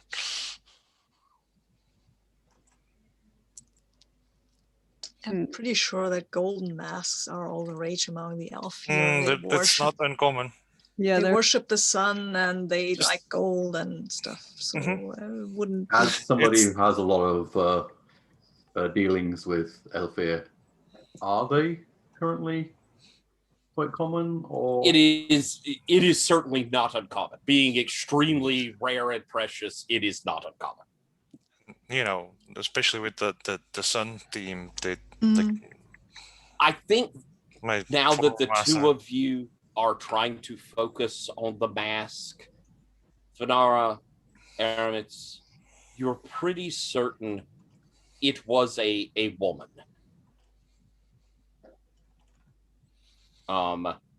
Just in the way she held herself, in the lines of the mask, and despite the veil, it was beautiful. The face was beautiful. of course it was. They always are. Are they? Oh. Sorry. It's simple proof that beauty isn't a quality of much report all by itself.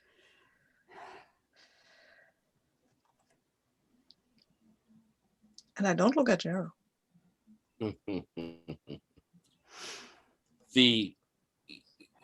Despite his wounds, and I imagine he's been wrapped, Yes. there is a piece that was not there to Gulag now.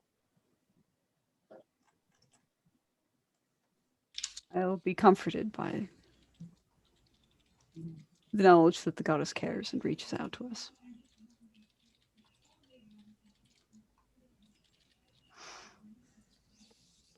Thank you, Gerald. Shall Thank we- you, Zordon. Thank you, Vazar, for attending. And of course, Fanara. Many thanks to you. I think with that, you break up. You return to your homes or wherever you're going to grab what rest you can. I wanted Aramitz, to talk to Aramitz. That's yes. That's I'm why so I terribly stayed sorry. around for the whole Yeah, funeral. so we see others drift away. Zordon, you kind of are moving away, but you see that Vazar is going to I'm lingering hold around. out.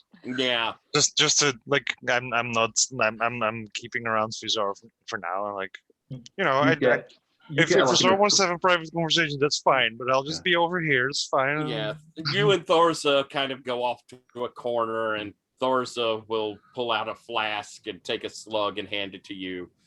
Well. I think you get like an appreciative nod from Gerald as he kind of realizes that Vizzy is hanging back and that you are staying to watch into the street and away. So, Vazar, let's have this conversation. Yeah, just can I talk to you? Of course, Vazar. Of course. I don't know. This is not the best time or place or anything. I imagine we would have this conversation somewhere nice, like in a coffee house or something. I mean, look I know around at this. the I chapel. know. Yes, I know and your temple. smile. Yeah. Okay. I'm sorry. Come, Their come, temple is. come, come. Your temple is There's extremely nice. no, So I'm no, sorry. I no. didn't It mean to is insult you. the best that I can offer her. But come, we needn't have this conversation out in the chapel. There's a small, cozy room in the back. Just you and I can talk. Cool. Yeah, that will be better, I guess. And I sense Vazar's unease, and so I'm looking to create a place of stillness and healing. And when we come to the back, there, of course, are some books that should be comforting for Vazar, being an inksmith. And there's a small, like a little tiny cabinet, and he pulls out a little bit of the offertory wine that he sometimes serves, and he pours a couple of glasses and directs for you to sit and moves the book out of the way and have a seat here, and he hands you Thank a you. glass Sorry and sits for close enough to where like his knee touches yours. It feels familiar and intimate, but not at all sexual. Just like, hey, we're close, we're talking. It's just us. Yeah, and I think Vazar will just kind of. There is still a lot of nervous energy just from that smell he took earlier, but it's kind of a bit dissipating a bit because A, tired, B, chapel, C, you are a calming influence even on someone like Vazar. He says, well, look, this is a weird thing, right? There's this person, and I really like this person, and they really don't. I don't think they like me back, so I don't know. That sounds very troubling. Yeah, I mean, it's the oldest thing in the oldest story in the world, right? And I shouldn't know. I've written a lot of stories about boy meets person, boy falls in love with person doesn't like boy slays evildoers, person realizes boy is fine and starts to like him, but I can't just go and slay evildoers. This is not how things work in the real world. I mean, I can slay evildoers, but that probably won't convince this person to like me. What do you like about them? I don't know. Just they're serious, right? And I'm not a very, you know me, right? And I don't know. They're just sometimes you look at someone and you just feel something in your heart gives this little twinge when you see them. Mm-hmm. And you just want them to look at you and smile, and that makes your day. But if it's not the right kind of smile, then you will worry. Was the right kind of smile? Wasn't it? Does this person, and you write stories that has this person as a supporting sort of character in it.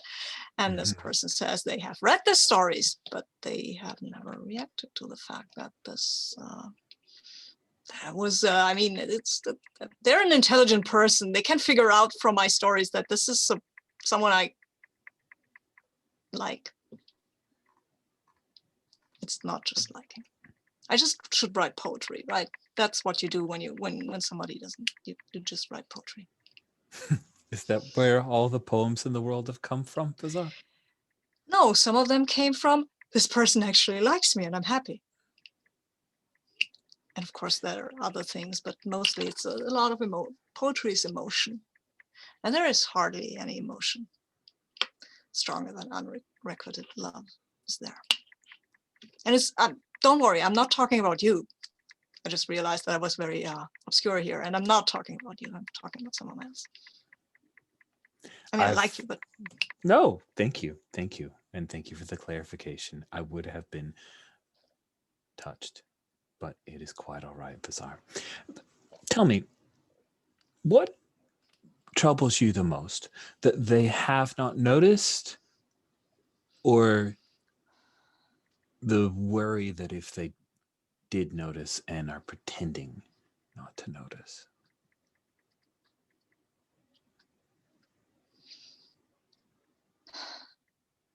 Yeah, I don't know. I think it's mostly that Hmm. they haven't know.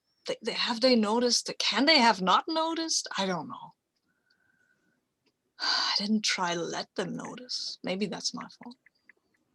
Maybe I should have said something like, "Hey, I think I'm into you." Oh God, I can't. I can't. I can't just tell them. Why? Why can't you? You are an incredibly bold writer, adventurer. You are part of the ministry, this secret Yes, but terrorist organization working for the good of all of our we people. were not terror freedom fighters. I know. It's because of that, right? Because I keep something to myself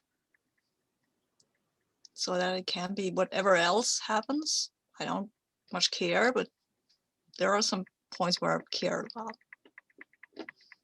I don't want to be hurt there.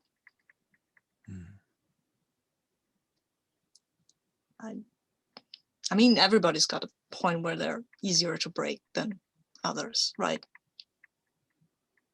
And this is mine, I guess. Sometimes when it hurts the most, we just have to take a leap of faith. Terrible with that. I like facts, you know. I like knowing stuff before I no, I don't like knowing stuff before I jump. I jump a lot before I know stuff, but I was like going to knowing argue that point. Yes. Yeah, but I like knowing stuff. I do, and that's I'm not good with faith at all. But that's probably why I came to you. An astute reporter works on hunches. Fair. If you were telling another reporter what to do right now, what would you tell them they need to do? Get epically drunk. Well, this wine will not do that. Thank you. Unfortunately, it's a very, very poor proof. It's mostly ceremonial. The idea of a small drow child getting tipsy during the middle of a service is amusing after the fact, but during, problematic. Yeah, I know that. And that's why I came to you, because you give better advice than I would. Thank you. Thank you. You sell yourself short too often, Vazar. You are driven by such beautiful purpose. But I worry that you put yourself aside, and this is a thing that's bothering you. And I appreciate you bringing it to me, and I will absolutely pray for you. But not knowing is what hurts. And knowing means a leap of faith. Opening the door, even if perhaps on the other side, it isn't what you'd hoped. Yeah, probably isn't. But yeah, you're right. I mean, there was a moment when I thought it might have been me, and I was very excited, Vazar, because you are quite a catch. Oh wow! And then he moves a little. I mean, thank you. I'm telling the truth, but I also want you to feel good about yourself. So don't worry. That was not in any attempt to make you feel guilty. I just want you to recognize how important you are to every one of us. There's just a little twinkle in Aramis's eye, like he's probably pieced together who you're talking about, but he is going to respect that we are not saying a name.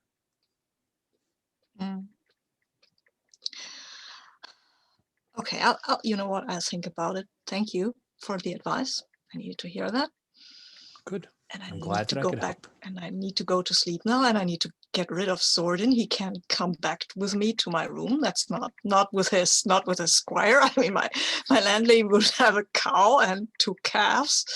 And she's half throwing me out for things all the time, so I can't bring him. But I'll figure something out. Thank you, Armitz. I mean it. And then I go and stand at the door and turn back and say, you know what? I met this Yvette person, Mm-hmm. and I think she likes you, and she also likes quiet little coffee houses. Just, Thank you. if that's. I did not know she liked quiet little coffee houses. Well, I mean, she would like it if you were taking her to a quiet little coffee house. But you know this, of course.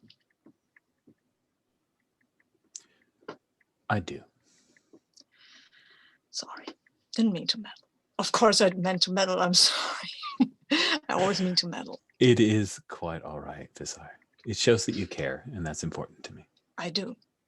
I really do. Thank you, Armitz. You're a great guy. And you're a great priest. Thank you. And you are great too. Cool. And I go and try to get rid of Sordin. Awesome. And just for a mechanical thing, sorry, I just want to say you can restore 3 stress from mind and blood. So I saw that you had 2 stress in mind, so you're good from that ritual. Very good. Yeah, I think that you're going to find Sordin and Thorsa hard to shake. Mm-hmm. So, like, as soon as you part ways from Aramis, it's like, oh, there we go. And what are you planning to do right now, Sordin? You know I live in a rental space that's tiny, right? uh-huh. And I go there to, sleep, Uh-huh. which I would like to do now. Okay. What I'm saying is you can't come. We'll just be standing outside. It's fine. I can't let you do that. I can't let you just stand outside of my room. You have to sleep too, Sordin. And so does Thirsa. We can take turns. Right, Thirsa? Thirsa? Exactly, Okay, Sordin. Where do you sleep? You sleep at the Kraken Bell, right? Yes. Okay. Look. All the nights do. Well, at the order. Let's go there. I'll find a cot or something, maybe. But you can't come back with me to my room. And you can't lurk around there. This is a respectable-ish neighborhood. We are respectable-ish. Yes. I think that's a very good... Thank you, Thirsa. That's a good descriptor. So you want to come back to the bell? No. Oh. I want you to go back to the bell with Thirsa, and I want to go back to my room, but apparently that's not happening, so... No. So? You did hear Gerald, right? Yeah. Okay, so we're About in agreement what? then. I mean, Gerald says a lot. Oh. Then you might be in trouble as well. I figured that out. I am. I will and be in trouble. I've been in trouble before. Yes, you said that you can handle yourself. I can. You can handle yourself better if there's one of us with you. Depends on what's going on. There is safety in numbers, Vazar. And then, like, I think Sordin at that point like holds out a hand to Thirsa, and it's like the dark elf equivalent of rock paper scissors, like. We're going to the Kraken Bell, so I can have my peace. Yes. Very good. Okay. And so we spread apart. Let's see. How much time do we have? Do we have 50 minutes or do we have 20 minutes? I can go late, so So we have about 40 minutes, 50 minutes. Cool. I prefer it if we only had 20 minutes, to be honest, That's perfectly fine. because it's not that early and I need to sleep and I need to work tomorrow. And All right, that's cool. I agree with Sabine. Just so Okay. Sabine isn't the only one saying 20 minutes is good for me too. Cool. All right. Can we take like 3 minutes real quick for a break? Then we'll come back and I wouldn't mind having Fanara do her meeting real quick, and then we'll do a stars and wishes and get out. Sound good? Cool. Good. Let's take 3 minutes. It sure is. All right, we're back. And Fanara, I think you've had a chance to get a short sleep before our meeting the next day. We're going to be going to meet down here, Hatchel, right? Yes. Okay.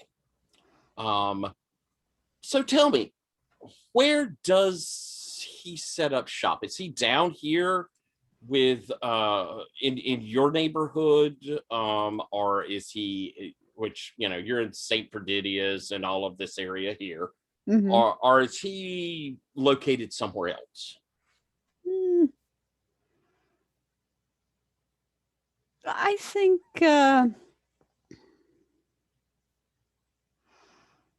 he's close, but he's not directly in St. Perdidas. So on a different level. Sure. All right. Let's put him. Let's put him up there on lower perch area. Okay. And also just noted that I knew Hatchel before my Durance. Correct. Yes. And so you've arranged this meeting, and I think that lower perch is one of the places that we get a lot of things come in. This is the area that that transport and commerce coming from out of Spire arrive. We have the perch. Lower perch is kind of where things get brought into Spire itself. And you had said you want to meet him. He had arranged a place, so I think probably like that sort of workman's bar sort of feel. You come in, you have your beer at lunch and your bit of food. It's got a little bustle to it. It's it's not rowdy so much as it is loud with working people at in the middle of a day. Sure, sure. And as you come in, you're able to find a where he's set up. You head over. You've known him since before your Durance. How did you know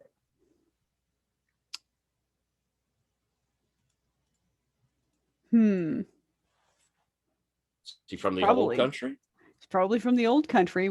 We could be family. Ooh, I Yeah. like that. Yeah. And so as he sees you, he sort of stands up, and you could see a smile come across his face. Fanara, Natural. good to see you. It's good to see you. Have a seat. Absolutely. I've gone ahead and ordered us a little something to eat, and Oh, thank goodness. beer. I should be free of beer for a little while. Well, I don't know. I wouldn't trust the water straight up. At least get a tea. They'll All right. boil it first. Makes sense. Something strong. I wasn't able He'll- to sleep very much last night. Oh, emotions, and someone comes over, they get the order. Trouble? Yes, a bit. But I want to talk about something else. What would that be? Well, I've been noticing around the Blue Docks and amongst some of my friends in the area, we see more and more people under the thrall of this new drug called Drek. Ugh. Yeah, I've been seeing it around too. Mm-hmm. It's bad stuff. I've done some preliminary estimations, and I think that a value of about blah ridiculous number is circulating through the lower levels of Spire right now. Holy fuck. It doesn't include, of course, what might be flowing around in upper levels of Spire, where I hear there are also. It's true. Ah, Somebody even dropped by and wondered if I might be interested in moving some of it. oh, did they have a name? Oh, yeah. Her name was Farida Strays. Ferida Strays. Starys.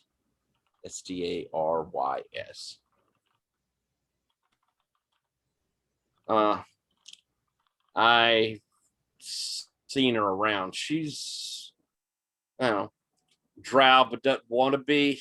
You know the type. Mask Oh. all the time, finery, that sort. Oh, they're always a delight at parties. Hmm. Well, Sort of a surprise. When I'd heard she doesn't enjoy any chemical enhancements to her life. In fact, for a while, she was kind of a crusader against it. But she mentioned to me that she knew someone, was just talking for a friend. You know how they'll edge stuff in. She must be lining her pockets. That's the only thing I can imagine. Keeping up appearances. It's expensive to try and pretend to be one of them. Yes, it is. Yes, it is. That's interesting. Ugh, how tasteless. Well, I've been trying to sniff out a few lines that might point to a direct source. And you came to me. And I came to you just to see what's shuffling through your part of this little world. And like I say, I'm not dealing it, but there are people who are. And on the docks, people get tired. This stuff apparently gives you plenty of energy. But a bunch of them get into fights afterwards, too. I prefer my customers catch me on their time off. That's fair. I've also heard that groups of people under the influence often fall prey to some sort of constructive mania. I've heard rumors of that too. Haven't seen it, but I mean, you know me. It's not like I'm a drug dealer. I deal in whatever someone's looking for. I operate here at the docks because this is where stuff comes in. But Malik's hardly even a drug. It's just a medicine. Distraction. Well. Oh.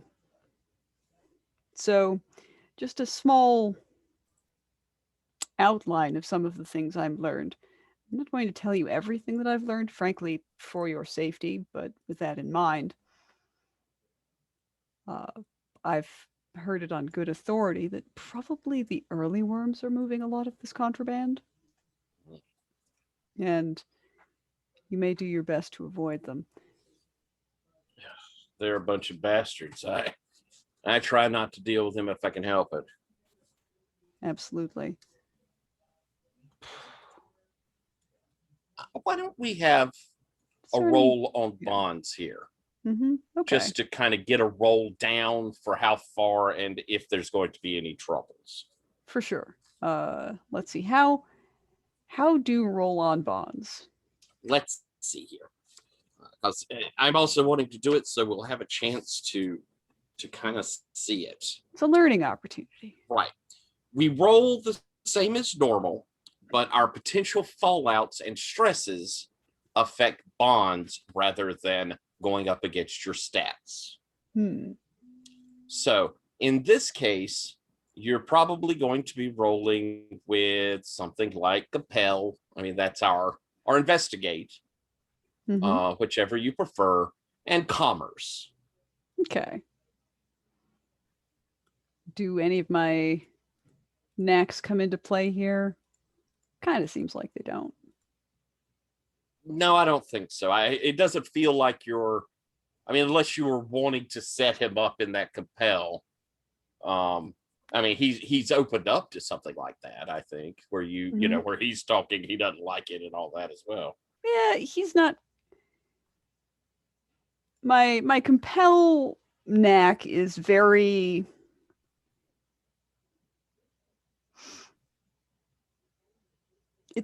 It implies an adversarial conversation where you then use somebody else's words to hoist them by their own petard. So I'm happy rolling 3d10 here.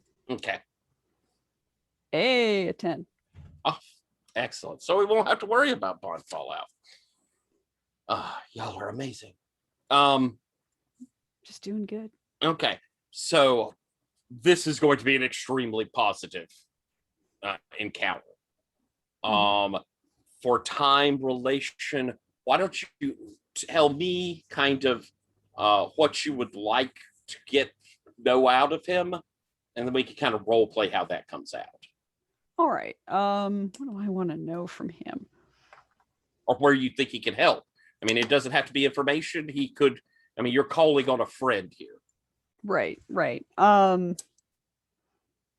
Well, I'll certainly drop the list of names on him and see if any of them ring a bell. I think that's really the next big opening, because I feel like until we start going to some of the other leads that have fallen in, we're not going to get much farther just asking the same questions of the same people we already know. Just crash. You really shouldn't be messing with him. Well, I've gotten a few things for him in the past. Stuff that was brought up from the South. You know, the Knolls, they deal in some pretty dark magics, and they use a lot of instruments and machines to help them. I've managed to help avoid any questions for things that come up. He's been my contact. He's got a boss, though. Grayler. Grayler, if you're interested.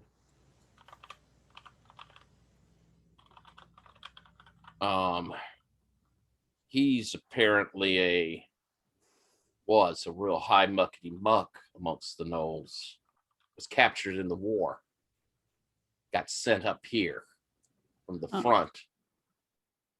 Basically as a indentured servant, prisoner, under work release sort of thing. One of the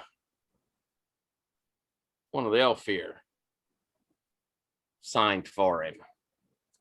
Not sure who, but he's, from what I understand, got a lab somewhere up in heaven.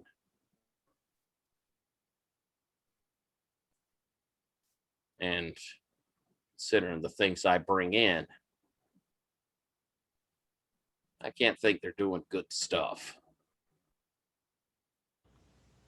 I mean, it's not my business to ask what customers do. I just help avoid taxes and questions. Sometimes there's some nasty things. You know, I don't deal in people. I don't Right. deal in weapons, or at least not big weapons. But other things, you know, I ain't helping the Elfir collect taxes or give them information. For certain. Listen, do you have any shipments for Kresh coming up? I'm supposed to be on the lookout for something. A couple of crates coming in on a whale soon. What I understand, I'll get the heads up. And once they're flown over, I'm supposed to make sure the crates slide out the back door. All right. You want to know about them? I do. We're old friends. Of course. I can make sure that happens. I'll know probably a day ahead. All right. But take care of yourself, Fanara. These aren't people to fuck around with. I'm more aware than you know. All right, well. Besides, you know me. I like risks. Almost as much as I like rewards. You hear anything from home? No. Me neither. Hmm. It's like they don't care. Well, they aren't going to have much love for me. Well, they probably That's ain't going to have much love for me anymore either. Well, they're missing out. Here we are, out in the wilderness. Hmm. It's good to see you, though. It is. I'm glad that we could spend this time together. Drink your tea. Of course. And I'll also tear into whatever breakfast is here. Heavy and filling. Excellent. Very good. Anything that seem fair? Does that seem solid? That seems solid. Excellent. And so I think on this breakfast shared, we're going to end our session. I think that Aramis, as you are giving the body, you know, we kind of move, we fly down the spire from up there. We will pass across the Kraken Bell, which is, you know, it's morning, not a lot awake. We'll see a room where Vazar is asleep and sitting in a chair, playing solitaire at a little table. We'll see Thorza. We'll see Sorden not far away, sitting there, probably asleep at this point. I think it's sleep at this point. It's her turn to be on watch. We kind of flow back and across as we see Gerald, you in your room. What do we think, Gerald? I think we see him up Spire, looking over his shoulder before he climbs in through a window or something. Ooh, I like that. All right. We see that, and then we pass to the chapel, where the body is being handed off to the morticians, as is appropriate to be going to cremation. And there is a mortician there that you see, Aramis, as you give the body, and he's, unlike most morticians you've dealt with, he's sort of jovial guy, as he takes the body and says, we don't get much out of your chapel, but I always like finding new business. I'm sure that you do. Thank you for your service. And he loads the body on and shakes your hand, and he says, Father Callus, that's what I'm called. I've just started this route. Oh, just started this route? Why is that? What brought you to us? You see, for just a moment, that jovialness kind of slide as he says, we'll call it a promotion. Yeah, let's just call it a promotion. Going where the business is, that's me. Father Callus. Come along. You can entrust some information with me. What's happened? Are you in trouble?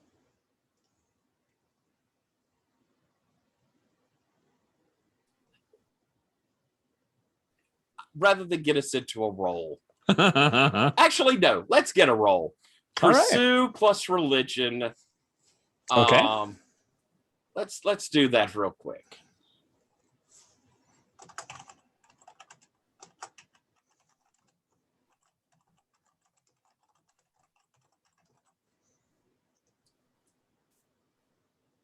I got a 10. No, wait. Sorry, that was the last roll. An 8. Oh, that's not bad. Not bad at all. He kind of, still with a smile, but it's a little sadder. Well, I was looking into things that my brethren didn't appreciate up in New Heaven. So they decided I should look down here. But, well, I'm finding the same problems I found up there here. What problems are those, Father? Sin. Demon-infused sin. And, Father Amaritz, I hate sin. And he smiles in this broad, belying the harshness of his words way as he steps up onto the cart and makes a motion, and the 3 men that are at the yoke begin pulling it away. Don't worry, Father. I know how to root out sin. I smile. The sigh is after he's gone. And that is where we'll end our session.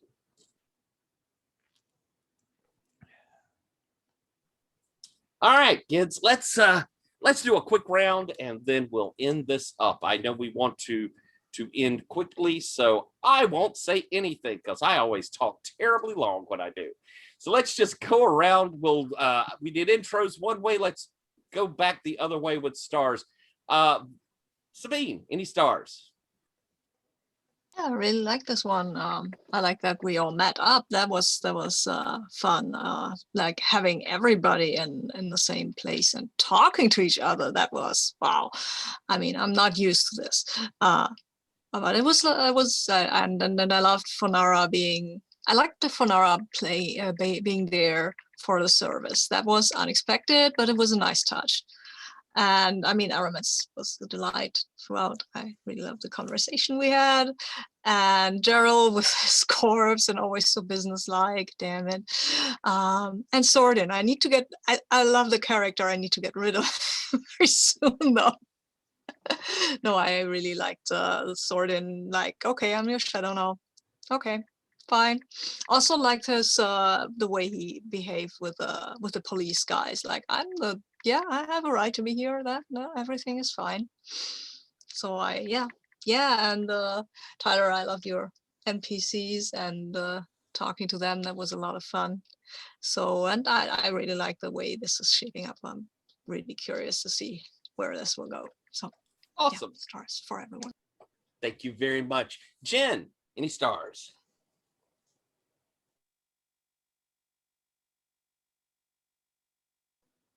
You're talking on mute, Jen? I am talking on mute. Thank you for reminding me that I used the hardware site mute, because that's very fast to turn on and off. But no, I liked the investigative nature. I liked seeing us together and taking these different tactics and occasionally, working at odds or taking one for the team. That was very fun to see us sort of scrambling to put things together and also run from the police. I enjoy Sorden's new aura of authority and how he uses it. It's very entertaining as usual. And I love the grimy stickiness of this plot that we're stuck in. It's definitely very cool. Awesome. Thank you very, very much. Next up, Rich. I'll just lead off with the star at the end, which was Tyler. You nailed the landing again with a very creepy ending scene. Father Callus, such a good name for the father, such a scary individual. Dang you. Yeah. Really enjoyed the scene with Sabine. Thank you so much, Sabine, for like indicating towards that, heading towards it, making sure that we carved out time for it. I'm glad that I was able to like use my once per session to hopefully at least mechanically benefit you. I hope that Aramitz's advice was worthwhile, even if it was just talking out feelings. That was good. Gerald jumping in with the body was wholly unexpected and delightful. Fanara's conversation with her friend relative from the homeland was awesome. And Zordon, I love it. I'm gonna stay behind. I'm gonna talk to the cops. It's cops to cops, like cop stuff. We're gonna do cop things. Don't worry, you can't be here because cops. That was great. All around, stars all around. Good session. Awesome. Thank you very, very much. Next up is you, Alex. I really like that. It was very a quiet moment. The fit with Fanara and the contact. I really like that. It was just, especially how it ended. It felt like a very there was a lot of warmth, even if between the two characters, but without outward any like big statements of it. I really loved the 1-2 punch scene of Vazar and Amaritz with the advice. Well, going straight into the Vazar and Zordon and Thurza. I love that. Rich, were you like putting in like a weird little like kind of references to my dark god, I have to go and find this door thing into your advice? Or was that just by accident? I'd love to lie and sound smarter, but yeah, I think it was a happy accident. Because I was like, he was like, yeah, go and open that door. And I was like, is he messing with Gerald's mind? I will also think those Zordon's. I'm a policeman now, and also, well, I've been given a mission, so I'm doing it. I like his dedication, and that priest.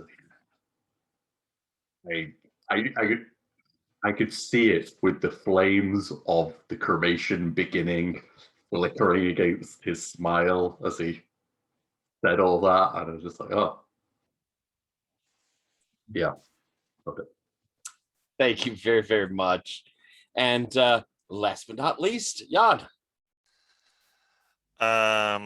So I definitely enjoyed the scene where Vazar and Sordin stayed behind to talk to the because they both have authority, but they're sort of both like it's you have a little bit of authority and just wielding a little bit of it like confidence and like yeah.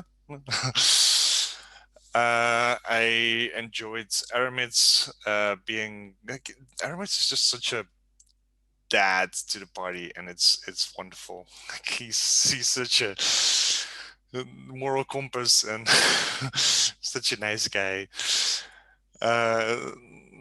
Well, I mean, Fanara or Jen, like the description of just like the what was it?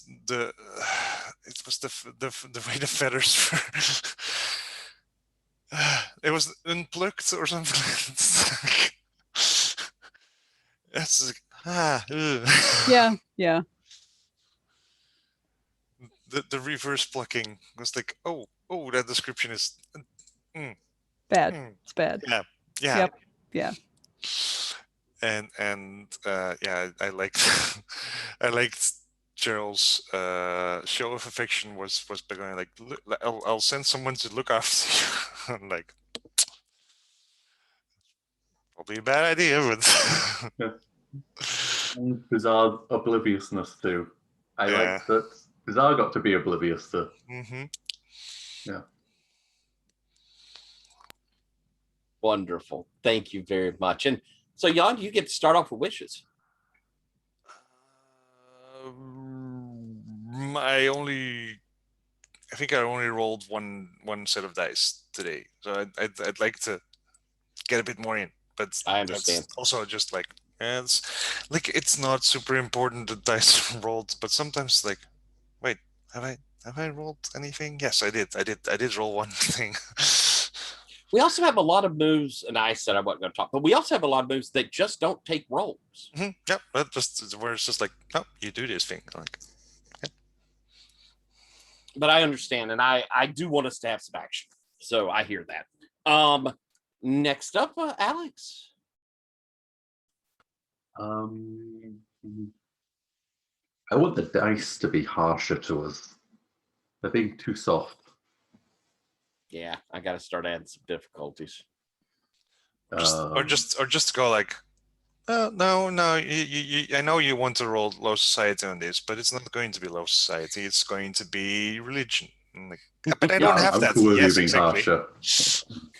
you can. I think you can be harsh enough because we're well spread on the skill, so and the domains. Like, you can just go like, no, you don't get it. Yeah, anything else? Perfectly be fine hearing no when I suggest a domain. And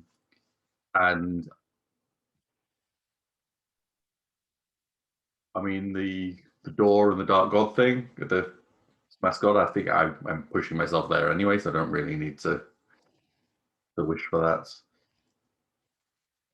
But again, I don't know how this would happen, but I would like other people to get drawn into the drama of mascot somehow, in some way, even if it's NPCs or preferably player characters. But once you open that door, I think we'll see that. Thank you very much. Next up, I believe, is you, Rich. It is. I mean, I wish for Vazar to take that leap of faith to open that door, that very harmless door that won't cause trouble at all. Yeah, I want that to happen. I hope it does sooner rather than later. But that's okay. I don't mind if it's like if Vazar goes close and then like pulls away, and there's another scene with Aramitz pulling less of a dad role and more of a Cyrano de Bergerac coaching. That's fine too. Because Aramitz will push a little bit harder next time, but that's okay. I'd rather see it happen. And continuing on all the terrible mysteries of the murders and the bad people, just wish to continue more of that. Awesome. Thank you very much, Jen. Wishes, huh?